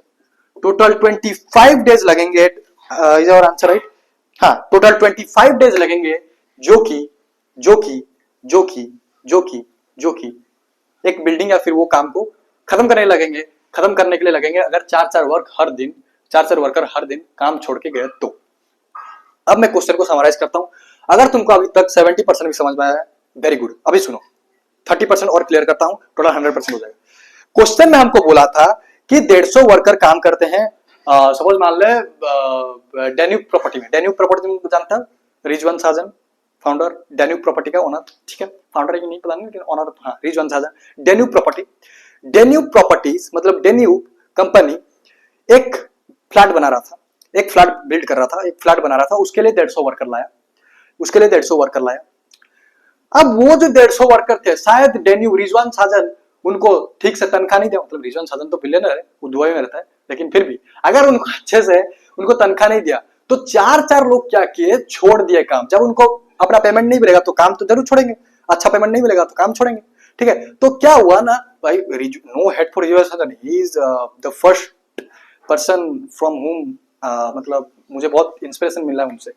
तो Rizwan Sajan is a great person, great personality, उनके लिए कोई है नहीं, बस हम एक एग्जांपल ले रहे हैं। अरे चलो रिजवान साजन को छोड़ो यार, तुम ले लो एग्जांपल किसी का, मतलब अब अंबानी का लोगे तो तुम ये बोलोगे टाटा स्टील, रतन टाटा जी, ओ भाई साहब उनका तो नहीं ले सकते, ठीक है। कोई भी पर्सन है, कोई भी, सपोज मैं ही बना रहा हूँ, ठीक है, मैं बना रहा हूँ, मैंने तनख्वाह नहीं दिया, मैं बना रहा हूँ एक फ्लैट, 150 वर्कर लाया, मैं अच्छे से तनख्वाह नहीं दिया उनको, उन लोग काम छोड़ छोड़ के गए। सेकंड दूसरे दिन, पहले दिन तो 150 वर्कर काम किया, दूसरे दिन 4 वर्कर काम छोड़ दिए, तीसरे दिन और 4 वर्कर काम छोड़ दिए, चौथे दिन और 4 वर्कर, तो ऐसे छोड़ते छोड़ते गए काम। अब क्वेश्चन में बोला था कि जब काम छोड़ते छोड़ते गए तो 8 दिन ज्यादा लगेंगे। भाई सिंपल सा बात है, अगर 150 वर्कर डेली काम करते तो काम जल्दी होता। अगर 150 वर्कर डेली काम नहीं कर रहे, अगर लोग छोड़ रहे हैं, काम करने का स्पीड घट रहा है, तो काम होने का स्पीड बढ़ेगा, मतलब सॉरी, काम होने का स्पीड भी घटेगा। अगर काम करने का स्पीड घट रहा है तो काम कंप्लीट होने का स्पीड भी घटेगा, तो बिल्डिंग बनेगा भी लेट। अगर 10 दिन में बन जाता तो 8 दिन बोल रहे ज्यादा लगेगा, मतलब 18 दिन लगेगा, क्योंकि लोग काम छोड़ रहे हैं, तो 8 दिन ज्यादा लगेगा। तो हमको पूछा था कि कितना दिन लगेगा अगर 4-4 लोग छोड़ के गए, तो हमने लेट करा n डेज लगेगा। अब इधर अगर n डेज लगेगा तो इधर 9 - 8 डेज लगेगा, क्योंकि इधर अगर 8 दिन ज्यादा लग रहा है, इधर 8 दिन कम लगेगा, क्योंकि इधर 150 पहला केस में 150 काम कर रहे थे, लोग नहीं छोड़ रहे थे, तो n - 8। तो इधर हमने क्या किया, इधर हम ये कॉन्सेप्ट से, ये वाला जो कॉन्सेप्ट समझे, एक दिन में एक वर्कर अगर x काम कर रहा है तो 150 वर्कर एक दिन में 150 x काम करेंगे, तो 9 - 8 दिन में इतना काम करेंगे, जो कि हमारा टोटल वर्क होगा। तो ये टोटल वर्क निकाला, तो इधर भी टोटल वर्क हमारे दिमाग में ये चला कि इधर अगर टोटल वर्क निकाल दे, दोनों को इक्वल कर देंगे, दोनों को इक्वल कर देंगे। तो इधर टोटल वर्क निकालने के लिए हमने क्या किया, हमने टोटल लेट किया कि n डेज लगेंगे। तो पहला दिन में 150x काम हुआ, दूसरा दिन में इतना काम हुआ, तीसरा दिन में इतना, चौथा दिन में इतना। जब हर दिन का काम को प्लस करेंगे तभी तो हमारा टोटल वर्क आएगा। तो टोटल वर्क SN, मतलब सम ऑफ n टर्म्स का फॉर्मूला आएगा टोटल वर्क निकालने के लिए। तो हमको पता नहीं कितना टोटल टर्म है ना, इसीलिए टोटल मतलब कितना दिन लगेगा, या फिर वही तो हमको निकालना है कि कितना टर्म है। अब मैं बैठूंगा नहीं तो 150 प्लस 146 प्लस 142 प्लस 138 प्लस करने के लिए, तो हम सम का फॉर्मूला लगाए, सम ऑफ n टर्म्स का फॉर्मूला लगाए, और उधर से अपन सॉल्व करके n25 निकाल दिए कि 25 दिन टोटल लगेंगे ये काम कंप्लीट होने में। अब क्वेश्चन समझ में आया क्या? नेक्स्ट लेवल क्वेश्चन था, तगड़ा क्वेश्चन था, मैंने बहुत टाइम दिया भाई साहब इसमें, ठीक है। अब बढ़ते हैं भाई साहब, अब बढ़ते हैं लास्ट क्वेश्चन एप्लीकेशन बेस्ड के ऊपर। उसके बाद अपन केस बेस्ड स्टडी में चलेंगे, ठीक है। उसके बाद केस बेस्ड स्टडी बहुत इंटरेस्टिंग था, बहुत मजा आता है केस बेस्ड स्टडी सॉल्व करने में। तो एक बस लास्ट क्वेश्चन सॉल्व करके हम केस बेस्ड स्टडी पर कूदते हैं, ठीक है। चलो जी, कैसा लगा क्वेश्चन बताओ, क्वेश्चन लगा तो लगा कैसे, ये बता दो भाई साहब। और इससे इंपोर्टेंट क्वेश्चन समझ में आया कि नहीं? सबसे टिपिकल क्वेश्चन ये था, मैंने मेरा 100% दिया, ट्राई किया कि तुमको ऐसे 1% डाउट ना रहे, 1% डाउट ना रहे, ठीक है। अगर डाउट है भी, फिर भी कुछ समझ में नहीं आ रहा, कमेंट करो, मैं हर एक कमेंट का रिप्लाई करता हूँ भाई साहब, मैं हर एक कमेंट का रिप्लाई करता हूँ, ऐसा कोई कमेंट नहीं होगा जो मैं रिप्लाई नहीं करता हूँ, ठीक है, ठीक है, ठीक है। तो मैं नेक्स्ट क्वेश्चन राइट डाउन कर देता हूँ, शायद एनसीईआरटी एग्जाम्पलर का है, बिल्कुल एनसीईआरटी एग्जाम्पलर का क्वेश्चन है, एनसीईआरटी एग्जाम्पलर का क्वेश्चन है। मैं पहले क्वेश्चन राइट डाउन कर देता हूँ, उसके बाद आपको बताता हूँ क्या क्वेश्चन बोलना क्या चाह रहा है, ठीक है।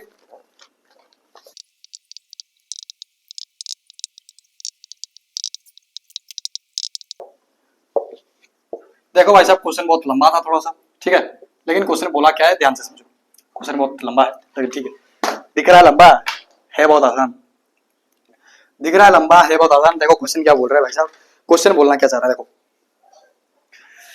कनिका कोई लड़की है, कनिका कोई लड़की है, ठीक है, कनिका कोई लड़की है। Kanika was given her pocket money on Jan 1st, 2008. She puts 1 rupee on day 1, 2 rupee on day 2, 3 rupee on day 3, and continuously doing so till the end of the month. From this money into her piggy bank. She capital S होगा, ठीक है, कोई दिक्कत नहीं। She, हम English नहीं पढ़ रहे भाई साहब, ठीक है, फुल स्टॉप के बाद कैपिटल एस होता है, ठीक है। She also spent 204 rupees of her pocket money and found that at the end of the month she still had 100 rupees with her. How much was her pocket money for the month? Suppose तेरे parents हैं, तेरे parents तुझे हर महीने 1000 रुपए pocket money देते हैं।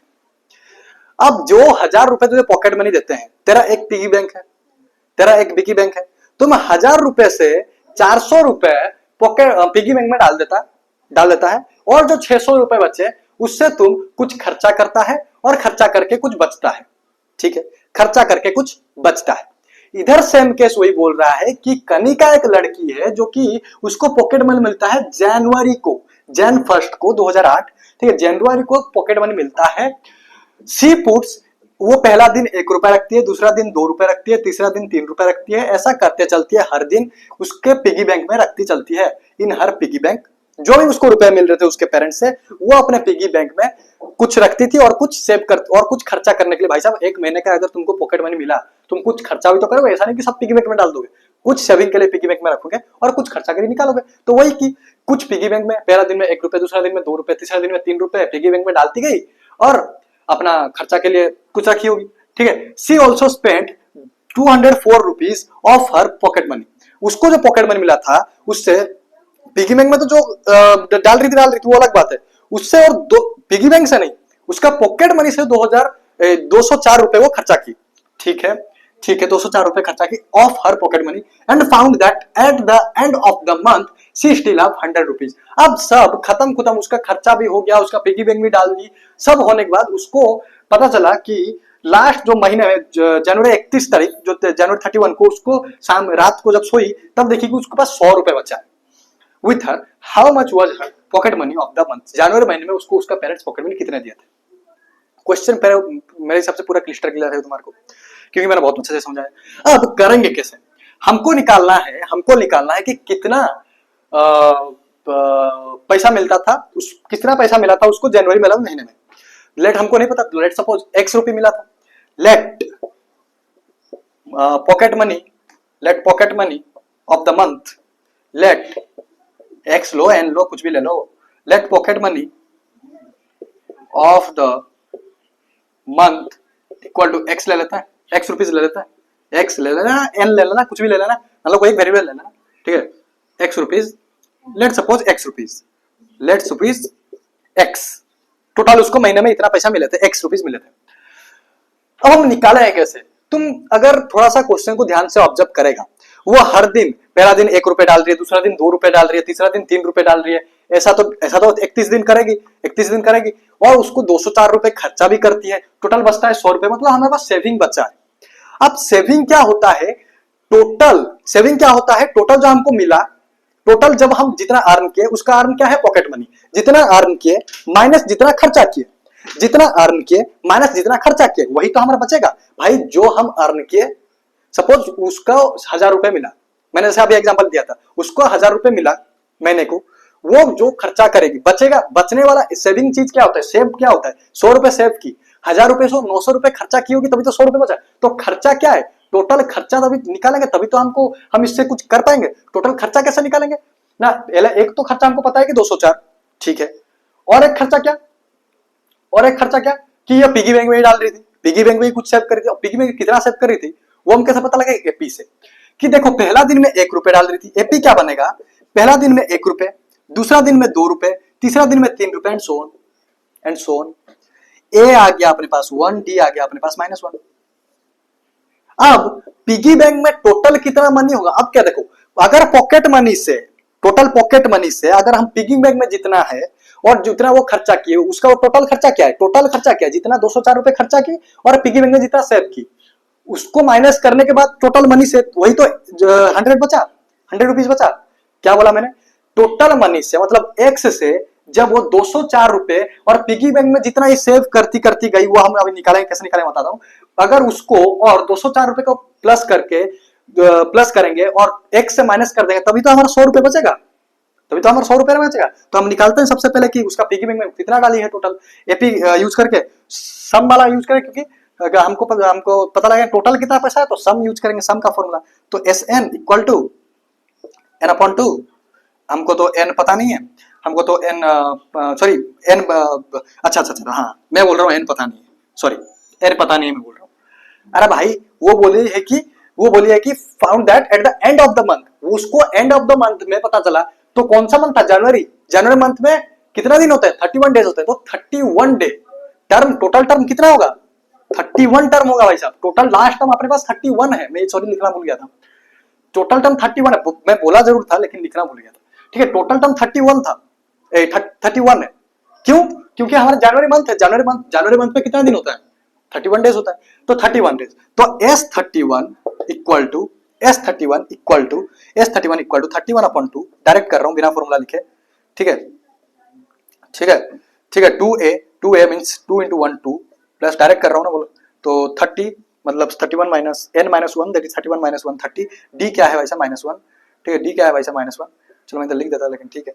तो इधर 31/2 होल इंटू 2 माइनस 30, ठीक है, 2 माइनस 30। अगर इधर हम आगे जाए तो S31 अपने पास आ जाएगा, जो S31 अपने पास आ जाएगा इक्वल टू 31/2 इंटू 28, नहीं -28 माइनस में कैसे, मेरे को गलती क्या है, माइनस में कैसे आएगा? अरे डी तो 1 ही होगा ना, 2 - 1 सॉरी डी -1 कैसे हो गया भाई? डी तो 1 ही होगा, वही मैं सोच रहा हूँ, मनी माइनस में कैसे आएगा भाई? डी तो 1 ही होगा, ठीक है।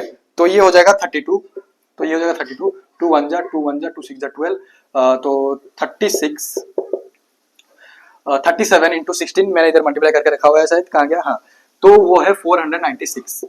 मतलब टोटल पिगी बैंक में वो 496 रुपए सेव किए एक महीने में, 496 मतलब 496 रुपए वो सेव किए।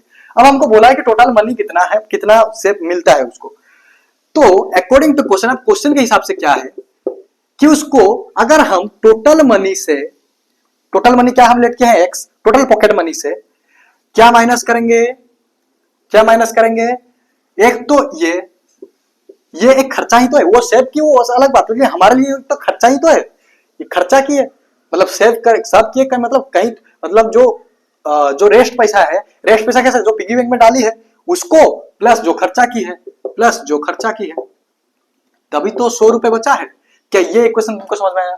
ये इक्वेशन मैं तब से समझा रहा हूँ, अभी भी और एक बार लिख दिया इसको, तब से मुंह में बोल रहा था, अभी लिख के दिखा दिया। ये इक्वेशन समझ में आ गया, ये इक्वेशन समझ में आया कैसे? ये इक्वेशन मैं बनाया क्यों? क्योंकि मुझे एक्स पता लगाना था, तो मुझे पता था कि एक्स के रिलेटेड ही कुछ मुझे बनाना पड़ेगा, मतलब क्या बनाना पड़ेगा, इक्वेशन कुछ बनाना पड़ेगा। और मुझे इधर दिखा कि 100 रुपए कुछ रिमेनिंग दिया है, तो रिमेनिंग क्या रहता है, टोटल अर्निंग माइनस खर्चा, total earning minus total expenditure equal to saving. तो टोटल अर्निंग तो उसका पॉकेट मनी है, तो पॉकेट मनी एक्स है, माइनस टोटल खर्चा कितना है, पिगी बैंक में 496 डाली, खुद खर्चा की 204, अपने दोस्त को पार्टी पार्टी दे दी, थोड़ा खाना पीना कर लिया, 204 रुपए, ठीक है। तो इसको बस प्लस कर दो, प्लस करोगे कितना आएगा, 400 500 600 600 696 700 700 इक्वल टू 100, तो x equal to 800 rupees answer. तो उसको कितने रुपए मिले थे, उसको कितने पैसे मिले थे, उसको 800 रुपए मिले थे एक महीने को। ये क्वेश्चन इतना हार्ड नहीं है, तो मुझे नहीं लगता रिपीट करना चाहिए, मैं वैसे भी क्वेश्चन करते करते बहुत बार रिपीट कर चुका हूं, ठीक है। तो उसको एक महीने में कितना मिले थे, 800 रुपए मिल रहे थे। अब भाई साहब हम बढ़ते हैं केस बेस्ड स्टडी के क्वेश्चन के ऊपर। दो केस बेस्ड स्टडी क्वेश्चन करेंगे और उसमें आपका सब कुछ कॉन्सेप्ट क्लियर हो जाएगा, सीबीक्यू का, सीबीक्यू मतलब केस बेस्ड स्टडी क्वेश्चन का। बढ़ते हैं केस बेस्ड स्टडी क्वेश्चन पर। भाई साहब बहुत इजी क्वेश्चन था, ठीक है, चलो जी। बताओ, फिर भी मैंने बहुत टाइम ले लिया क्योंकि मैंने ज्यादा ना कोई डाउट रहे, इसलिए बार बार रिपीट करता हूं चीजों को, ताकि तुमको कुछ डाउट ना रहे। अगर तुम सोए हुए हो भी, तुम्हें 10 बार रिपीट कर दूं तो भाई 9 बार अगर इग्नोर किए एक बार तो सुन लोगे 9 बार अगर इग्नोर किए एक बार तो सुन लोगे, और वही मेरा फायदा होगा, तुम्हारा फायदा मेरा फायदा। चलो चलो, वैसे ज्यादा अच्छे तो देखते नहीं है, तो तुम्हारा जैसे कम फायदा हो रहा है, मेरा भी कम फायदा हो रहा है तो समझ गए होगे, समझदारों को इशारा काफी है। चलो केस बेस्ड स्टडी करेंगे, क्या करेंगे, case based study question number 1, case based study question number 1। दो क्वेश्चन करेंगे। पहला क्वेश्चन देखो, पहला क्वेश्चन क्वेश्चन का है ये रहा, तो हम एक बुक से लिखेंगे, ठीक है, क्वेश्चन है, मैं पहले लिख देता हूं, ठीक है, मैं पहले लिख देता हूं क्वेश्चन, थोड़ा सा नीचे लिखते हैं।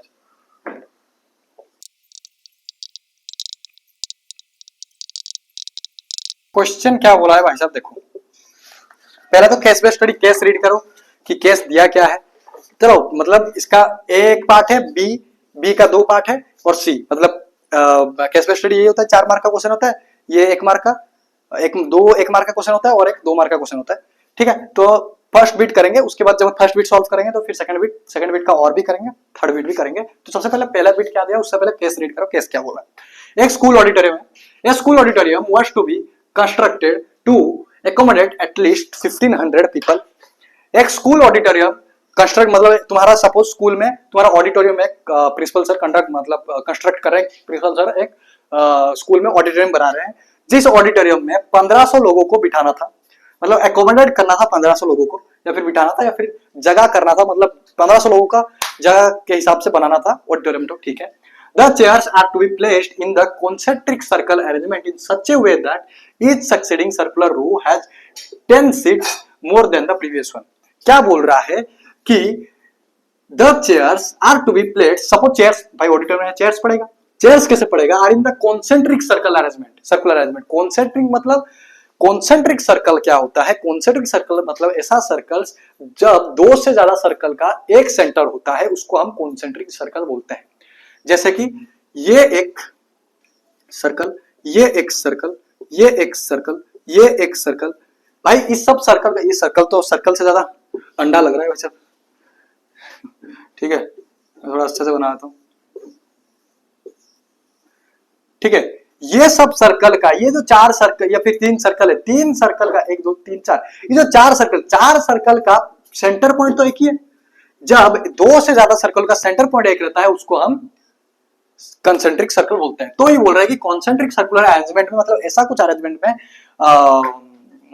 चेयर गिराया जाएगा, ठीक है। चेयर मतलब इधर सपोज इधर चेयर, इधर इधर इधर इधर इधर इधर इधर फिर इधर इधर, ऐसा चेयर गिराया जाएगा, ठीक है, ठीक है, ठीक है, ठीक है, ठीक है, ठीक है, ठीक है। एट द सक्सीडिंग, अच्छा, इन सच ए वे दैट, किस वे में गिराया जाएगा, in such a way that each succeeding circular row has 10 seats more than the previous one.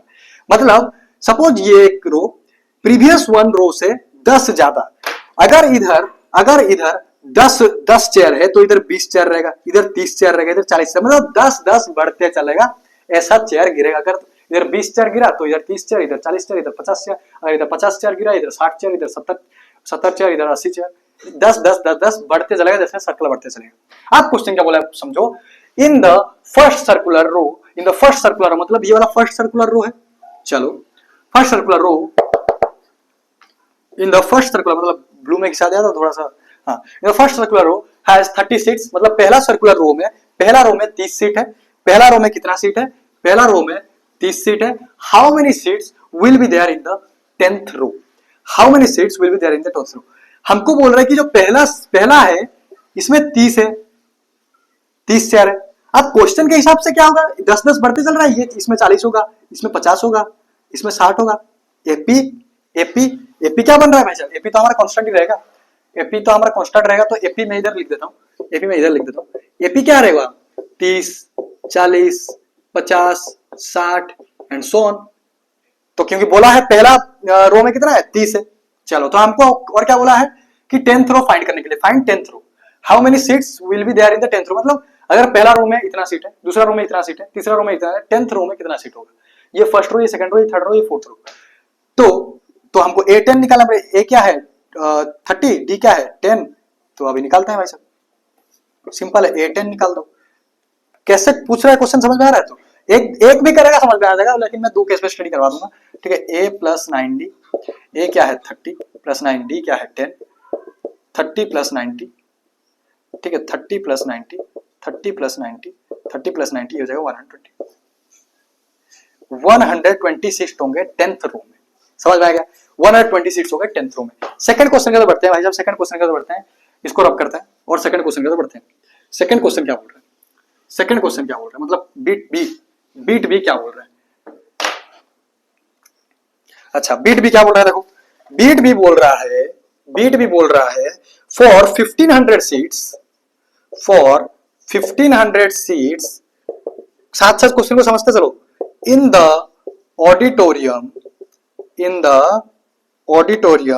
how many seats are still left, how many seats are still left to put, अच्छा, sorry, ये second मैंने और वाला question लिख दिया। पहला वाला question क्या है, for 1500 seats in the auditorium how many rows need to be there, how many rows need to be there, okay, how many, question में थोड़ा कंफ्यूज होगा। हाउ मेनी रोज, मतलब ऊपर वाला क्वेश्चन लिखते लिखते नीचे वाला लिख दिया, how many rows need to be there. देखो क्वेश्चन क्या बोल रहा है, क्वेश्चन क्या बोल रहा है कि भाई मुझे 1500 लोग को बिठाना है, ये फॉर 1500 सीट्स, 1500 सीट मतलब 1500 लोग बिठा। अगर 1500 सीट लगाना है मुझे ऑडिटोरियम में, कितना रो में 1500 सीट लग जाएगा? जैसे 2 रो में 40 सीट लग जा रहा है, 3 रो में 50 सीट लग जा रहा है, 6 मतलब 4 रो में 60 सीट लग जा रहा है, 5 रो में 70 सीट लग जाएगा। ऐसा कितना रो लगेगा कि 1500 सीट लग जाए, कि 1500 सीट लग जाए? टोटल सम क्या होगा सीट्स का? 1500। क्या बोला मैंने? सम क्या होगा सीट्स का? 1500। तो n मतलब तो लेट द हमको नहीं पता कितना रो, तो let number of rows equal to n, तो Sn इक्वल टू 1500। टोटल इतना, तो n हमको नहीं पता, n निकाल देते हैं। n upon 2 2a plus n minus 1 whole into 2 मतलब whole into d equal to 1500। Direct लिखता तो ज्यादा सही रहता। n क्या है हमको पता नहीं, पता निकालना है। ठीक है, 2a, a क्या है भाई साहब 30, 30 into 2 60 plus n minus 1, d क्या है 10, बहुत बढ़िया, equal to 1500। n upon 2 upon में 60, 60 प्लस 10n माइनस 10, ठीक है, n upon 2 50 plus 10n equal to 1500। आगे अगर देखें, मैं अगर 2 इधर ले जाऊं तो 1500 इंटू 2, तो इधर है n, n 50 प्लस 10n, इधर अगर मैं 2 उधर ले जाऊं, 2 इंटू 1500 ये हो जाएगा 3000, इधर हो गया 3000, तो ये मल्टीप्लाई करूंगा 50n plus 10n square equal to 3000। तो 3000 को इधर ले आता हूँ, ठीक है, 3000 को इधर ले आता हूँ, बस क्वाड्रेटिक क्वेश्चन बन गया। पिछले क्वेश्चन जैसे क्वाड्रेटिक क्वेश्चन बन गया, सॉल्व करना है तुमको और कुछ नहीं। 10n square plus 50n minus 3000। थोड़ा सा इजी बनाने के लिए हम 10 को कॉमन ले लेते हैं, तो क्या हो जाए n square plus 5n minus 300 equal to 0। तो 300 का प्राइम फैक्टराइजेशन करो भाई साहब, इधर कर देते हैं, इधर कर देते हैं। 2 1 जा 2, 2 5 जा 10, ठीक है, 2 7 जा 14, 2 5 जा 10, 3 2 जा 6, 3 5 जा 15, 5 5 जा 5 1 जा, तो इधर क्या हो जाएगा 3 जा 6 12, 12 25। हमको क्या चाहिए 5, नहीं 12 25 तो नहीं होगा, ठीक है 12 25 तो नहीं होगा। तो हम क्या करेंगे, तो हम क्या करेंगे, अगर मैं करूँ 5 या 15, इसको और इसको कर दिया, 5 टू जा 10, 10 जा 20, हाँ 20 माइनस 15, बिल्कुल 20 प्लस 20 माइनस 15, तो n स्क्वायर 10 तो उधर जाएगा 0 हो जाएगा, n स्क्वायर प्लस 20। एक स्टेप में बस मिस कर दिया हूँ तो तुम कर लोगे, और एग्जामिनर इसके लिए मार्क भी मेरे हिसाब से नहीं कटना चाहिए भाई साहब, ठीक है, ये एक स्टेप तो बहुत कॉमन है तो हम स्किप कर सकते हैं, ठीक है। n प्लस 20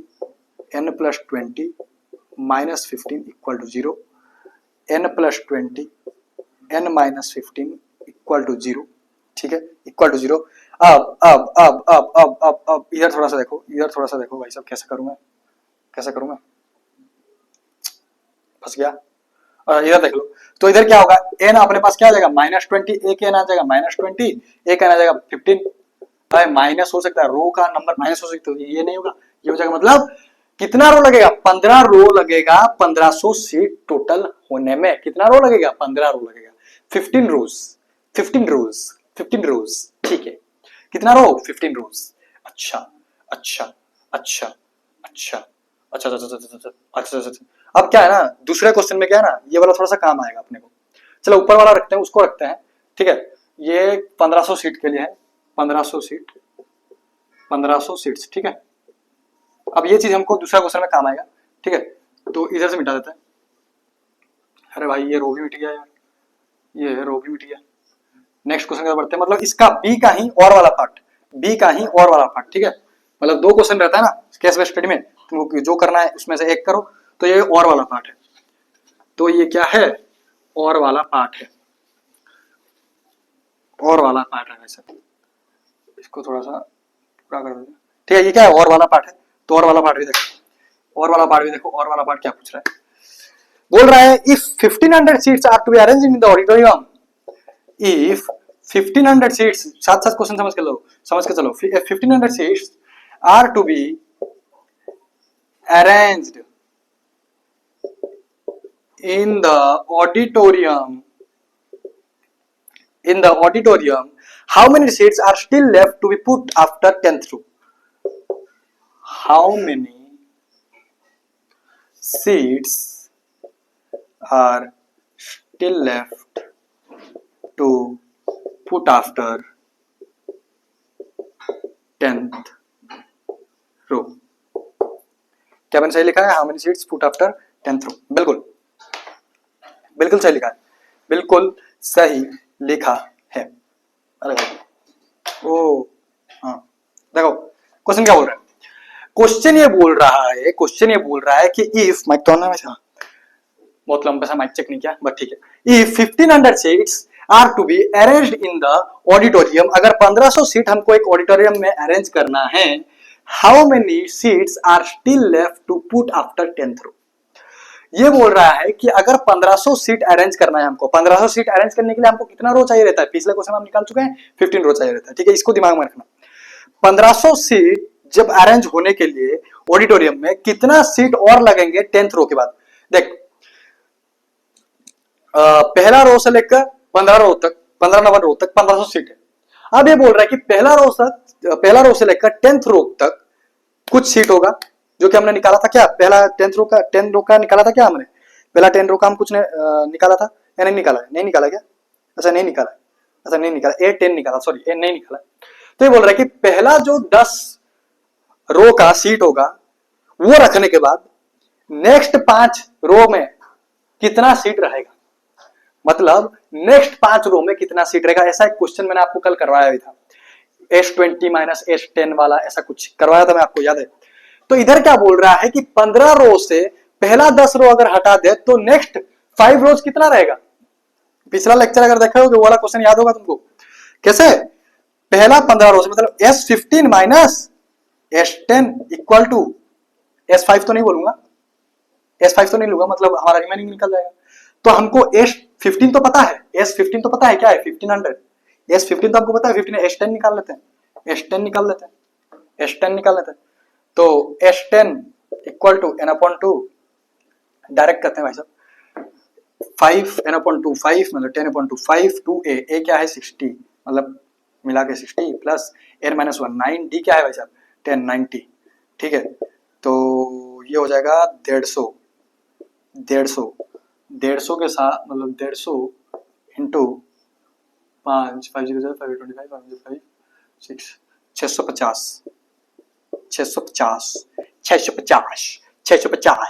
अच्छा 650 और चेक कर लेगा 5 1 जा 5 अच्छा 25 750 सॉरी 750 750 मतलब 10 रो में 750 रहेगा। तो हम मतलब 10 रो के बाद कितना सीट गिरा कैसे निकालेंगे, 750 सीट से, 750 सीट से, ये क्या है सीट से तो 750 मतलब 1500 सीट से अगर 750 सीट माइनस कर दे तो जितना 10th रो के बाद रखेगा वो निकल जाएगा। तो मतलब S15 माइनस S10 यही करना है। S15 कितना है 1500 अपने पास है, 1500 सीट माइनस S10 अपना अभी निकाला 750 सीट्स, तो 1500 हाफ है 750 सीट्स लगेंगे। मतलब 10th रो के बाद 1500 सीट लगाने के लिए 750 और सीट लगेंगे। समझ में आया। नेक्स्ट बीट तक बढ़े तो ये बीट नंबर ए कर दिया, बीट नंबर बी का पहला क्वेश्चन और वाला क्वेश्चन कर दिया। अब बीट नंबर सी को बढ़ते हैं जो कि हमारा लास्ट क्वेश्चन है, मतलब लास्ट क्वेश्चन मतलब इस क्वेश्चन का लास्ट बीट है और एक लास्ट केस में स्टडी करेंगे, ठीक है। उसके बाद हम आज का क्लास को एंड करेंगे भाई साहब, आज का क्लास को एंड करेंगे भाई साहब, ठीक है ठीक है ठीक है ठीक है।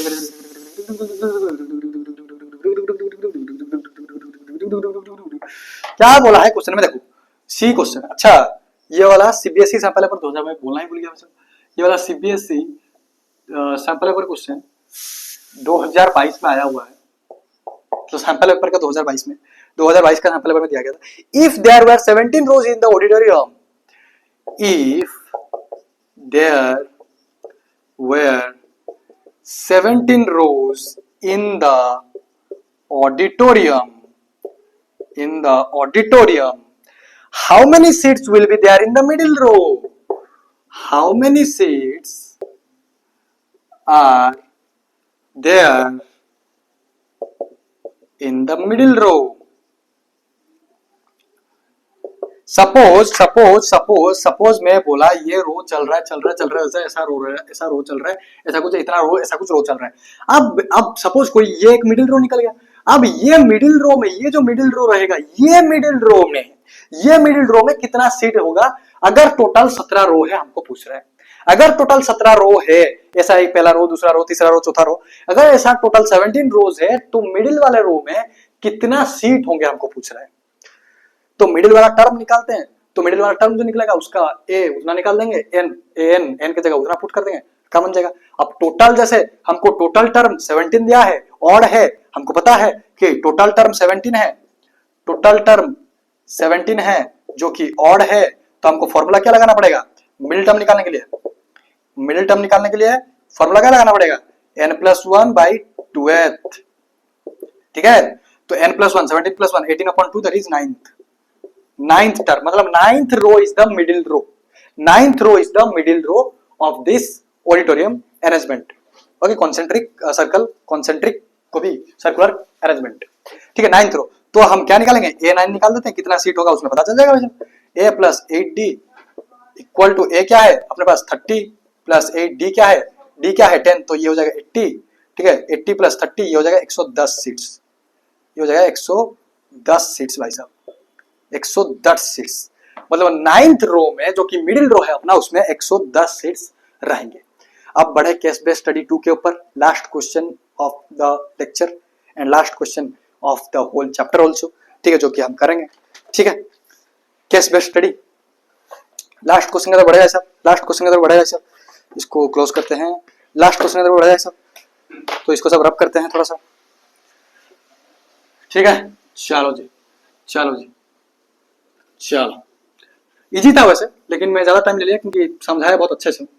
मुझे लगता है इसके बाद आपको कोई डाउट रहना चाहिए, अगर भी फिर भी डाउट है, लेकिन मुझे तो लगता है कि 100% क्लियर हो जाना चाहिए, 101% क्लियर होना चाहिए। अगर मैं भी कुछ डाउट, अगर डाउट कैसा निकलेगा? अगर तुम सो के देख रहे होगे, कॉपी नहीं निकाले होगे, नहीं कर रहे होगे मेरे साथ, तो डाउट निकलेगा। अगर ये सब फॉलो कर रहे हो तो डाउट नहीं निकलेगा, ये मैं गारंटी देके बोल सकता हूँ, क्योंकि मैं इस लेवल का एक्सप्लेन कर रहा हूँ, ठीक है। तो केस बेस्ड स्टडी 2 सेकंड करते हैं, last question of the day, of the lecture and of the chapter.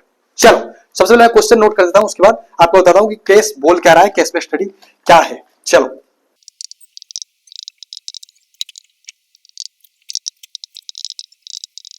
तो देखो भाई साहब, क्वेश्चन क्या बोल रहा है, केस क्या है।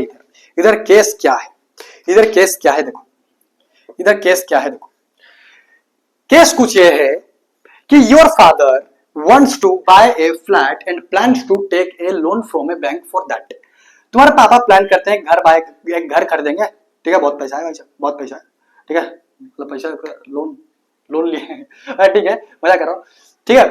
तो तुम्हारे पापा प्लान किए कि एक घर खरीदेंगे तुम्हारे लिए, तुम अच्छे से रह सके, तुम अच्छे से पढ़ सके, तुम अच्छे से खाना पीना खा सके, मौज मस्ती कर सके, इसलिए एक बड़ा घर खरीदेंगे, इसलिए सोचे, ठीक है, तुम्हारे लिए कर रहे हैं, ठीक है। तो तुम्हारे पापा सोचे कि एक घर खरीदेंगे, जिसके लिए वो प्लान किया कि लोन ले लेंगे एक बैंक से, ठीक है, लोन लेने के लिए एक बैंक से, ठीक है, लोन लेना होता है, लोन लेते हैं तो चुकाते हैं भी वैसे, ठीक है, रिपे भी करते हैं। तो ही रिपेज हिज टोटल लोन फॉर ₹15,34,000। वो मतलब तेरे पापा जो लोन लिए थे उस लोन को रिपे करते हैं, मतलब लोन रिपे कितना करना है हमको? 15,34,000 हमको पे लोन रिपे करना है इतना, ठीक है, इंटरेस्ट का साथ सब जोड़ जोड़ा के, by paying every month starting with the first installment of 13,000 rupees.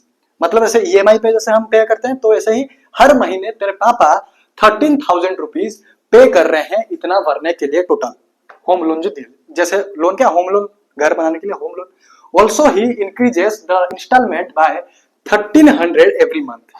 Question समझ, तेरे पापा एक घर लेने का प्लान किए, उसके लिए लोन लिए, लोन अभी चुकाना कितना है, घर वर बन गया मस्त, अब लोन चुकाने के बारी है।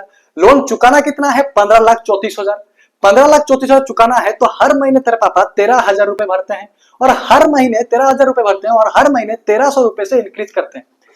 मतलब पहला महीना 13,000 रुपए, दूसरा महीना 13,000, कितना कितना इंक्रीज करते हैं, अच्छा, तो दूसरा महीना कितना करेंगे? 14,300, फिर तीसरा महीना 15,600, ऐसा करते करते इंक्रीज करते हैं तेरे पापा एवरी मंथ, ठीक है। अब इधर एपी बन रहा है, दिख रहा है तुझे, इधर तुझे दिख रहा है कि एपी बन रहा है भाई साहब, एपी बन रहा है भाई साहब, एपी बन रहा है भाई साहब, एपी क्या बन रहा है, एपी क्या बन रहा है, एपी क्या बन रहा है, एपी क्या बन रहा है, एपी क्या बन रहा है, एपी क्या बन रहा है, देख एपी क्या बन रहा है कि पहले 13,000 दे रहे थे, 13,000 दे रहे थे, उसके बाद 1300 मतलब कॉमन डिफरेंस 1300 से इंक्रीज किया। अब तो तुमको ये सब चीज समझ में आ गया होगा, मुझे नहीं लगता कि तुमको बोलना चाहिए। 14300 फिर 15600 ऐसा ऐसा, ठीक है। तो इधर ए क्या है, इधर ए क्या है 13,000, डी क्या है 1300। समझ में आ गया, समझ में आ गया। अब क्वेश्चन पढ़ो, फाइंड द अमाउंट, पहला bit, find the amount paid by him in 20th installment. 20th मतलब 20वां इंस्टॉलमेंट।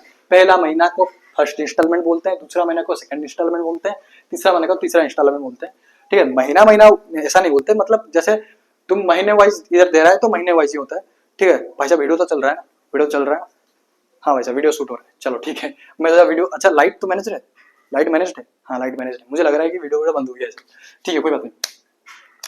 माइक तो ना, बिल्कुल लंबा हो गया ना, चेकिंग नहीं किया ना, ठीक है कोई बात नहीं। तो 20वां इंस्टॉलमेंट मतलब जब 20वां इंस्टॉलमेंट क्या A20, अच्छा find the amount paid by him in 20th installment. 20th installment मतलब 20वां इंस्टॉलमेंट में वो तेरे पापा कितना, मतलब ये जो फादर है या फिर तेरे पापा है कितना इंस्टॉलमेंट पे, मतलब कितना पैसा पे कर चुके होंगे, कितना अमाउंट पे कर चुके हैं, तो A20 निकालेंगे। तो A20 निकालेंगे दो की A प्लस 19D, ये क्या है भाई साहब अपने पास 13,000, बहुत बढ़िया, प्लस 19D कितना है अपने पास 1300। अगर तुम इसको मल्टीप्लाई करेगा 13,000 प्लस 19 इंटू 1300 तो ये हो जाएगा 24700, 24700, तो 24,000 ये 13,000, ठीक है 34 37,700, ये टोटल तेरे पापा 20वां इंस्टॉलमेंट में इतना पैसा पेमेंट करेंगे, 20वां इंस्टॉलमेंट में इतना पैसा पेमेंट करेंगे, और ये हमको पूछा था। नेक्स्ट क्वेश्चन की बढ़ते हैं भाई साहब, नेक्स्ट क्वेश्चन की बढ़ते हैं, नेक्स्ट क्वेश्चन की बढ़ते हैं, क्वेश्चन क्या बोल रहे हैं, नेक्स्ट क्वेश्चन की बढ़ते हैं भाई साहब। चलो बीट बी, बीट बी क्या है, बीट बी क्या है, बीट बी कहाँ है, बीट बी है ही नहीं इसमें, अरे भाई बीट बी है कि नहीं, हाँ है, चलो है। बीट बी क्या है, बीट बी क्या है, बीट बी क्या है, बीट बी क्या है, फाइंड द अमाउंट, हमको अमाउंट निकालना है, साथ साथ समझो, और एक बार फिर क्वेश्चन नहीं समझाऊंगा। Find the amount paid by him, paid by him up to 13 installment. Up to को मैं इतना जोर देके क्यों बोला, समझ जाओ तुम, समझ जाओ तुम, इतना कर चुका था अभी तक, समझ में आ जाना चाहिए तुमको। क्या बोल रहा है फिर भी मैं समझाऊंगा भाई सब, क्योंकि मेरा कर्तव्य है तुमको समझाना, क्योंकि मुझे नहीं पता कौन सा बच्चा समझ रहा होगा कौन सा नहीं समझ रहा होगा, क्योंकि डिटेल में तो समझना पड़ेगा ही। चलो क्या बोल रहा है, फाइंड द अमाउंट पेड, कितना अमाउंट पे हुआ निकालो, कितना तक, अप टू 30 इंस्टॉलमेंट, 30वां इंस्टॉलमेंट तक कितना अमाउंट पे हो गया है, 30वां इंस्टॉलमेंट में कितना अमाउंट पे करना है या पे हुआ है वो नहीं पूछ रहा, 30वां इंस्टॉलमेंट तक कितना पेमेंट हो चुका है, मतलब सम सम सम टोटल कितना पेमेंट हो चुका है 30वां इंस्टॉलमेंट तक, वही निकालना है हमको, मतलब S30 निकालना है। तो वही n/2 डायरेक्ट करते हैं ना, डायरेक्ट करते हैं ना, 15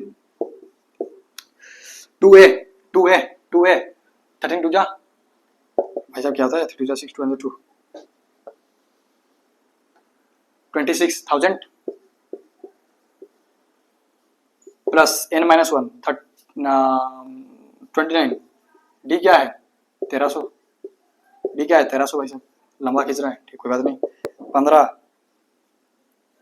26,000 प्लस, तब इसको तुम मल्टीप्लाई करोगे, जब इसको तुम मल्टीप्लाई करोगे तो यह आ जाएगा 37,700, ठीक है। इसको जब तुम प्लस करोगे 37,000 26,000 37 47 57 57 तो ये हो जाएगा 63,700 सॉरी, ठीक है 63,700। अगर तुम इसको मल्टीप्लाई करोगे तो मल्टीप्लाई, देखो मैं इधर कैलकुलेशन करके रखा हूँ कि कैलकुलेशन करूंगा बेकार में टाइम वेस्ट होगा, कैलकुलेशन तुम भी कर सकते हो।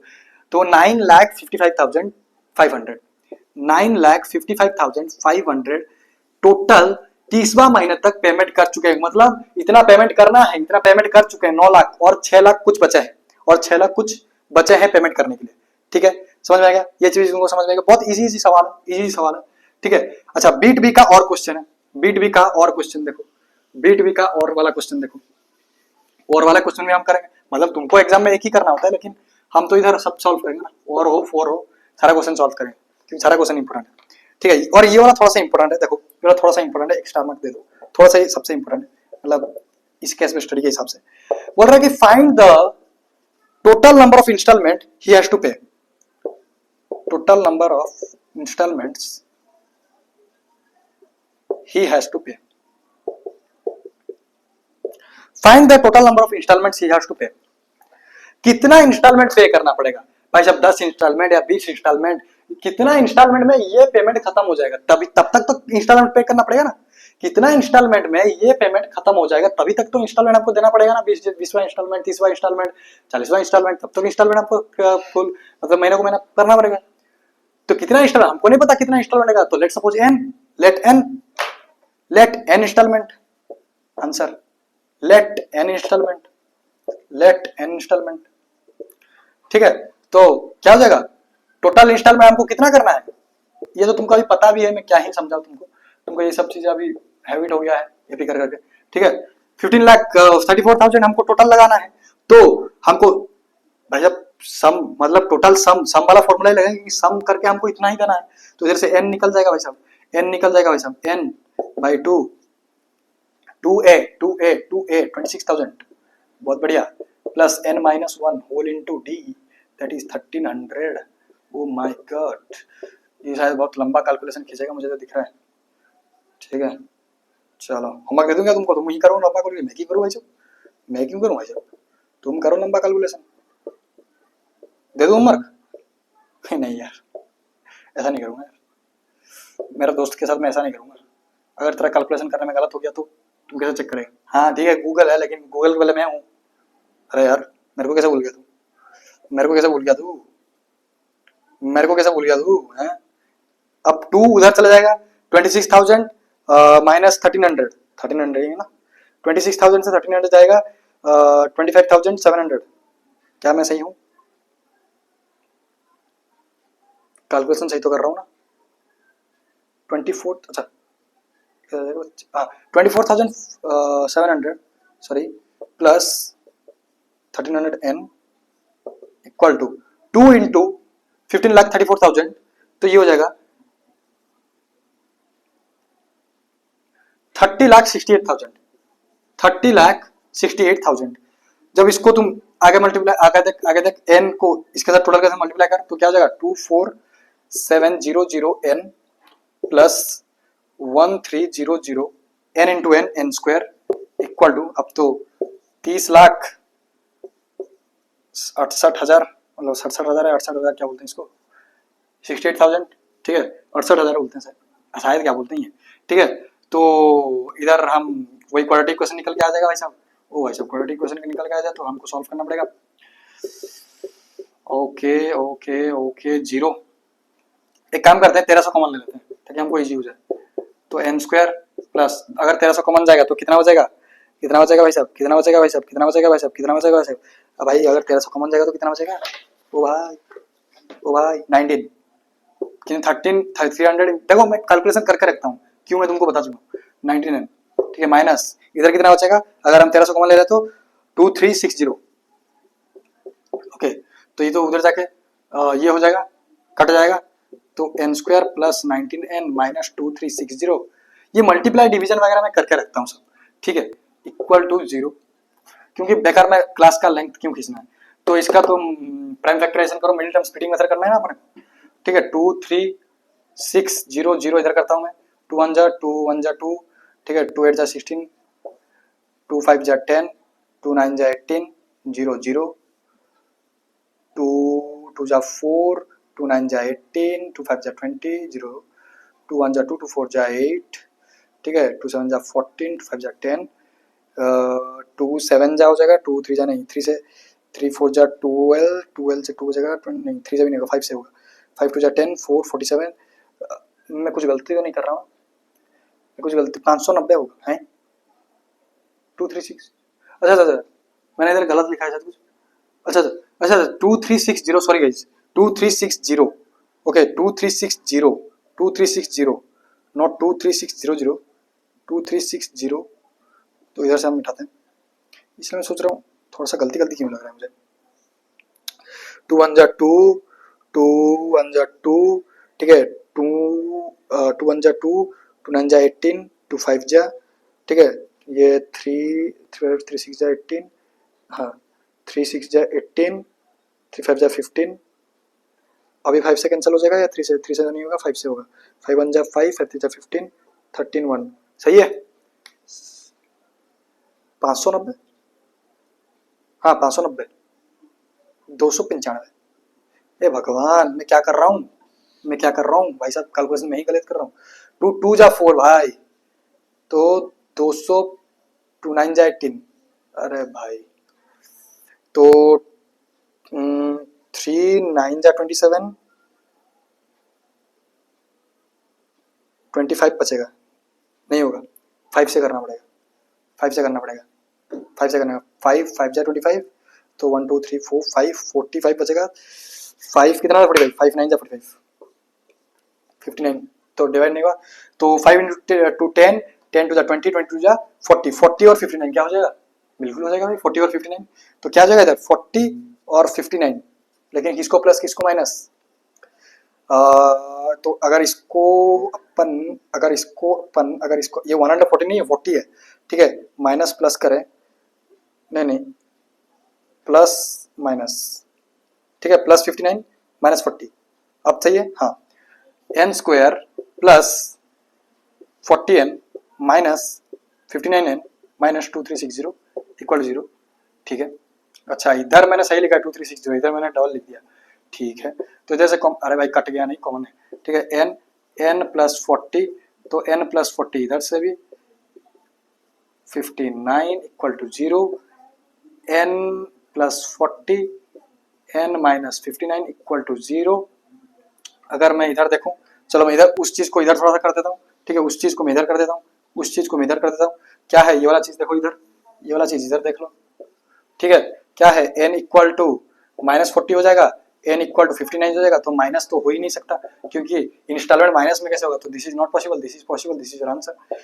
59 इंस्टॉलमेंट टोटल लगेंगे, ये कुछ मतलब ये 15,34,000 भरने के लिए, 15,34,000 भरने के लिए टोटल 59 बार इंस्टॉलमेंट भरना पड़ेगा तुमको।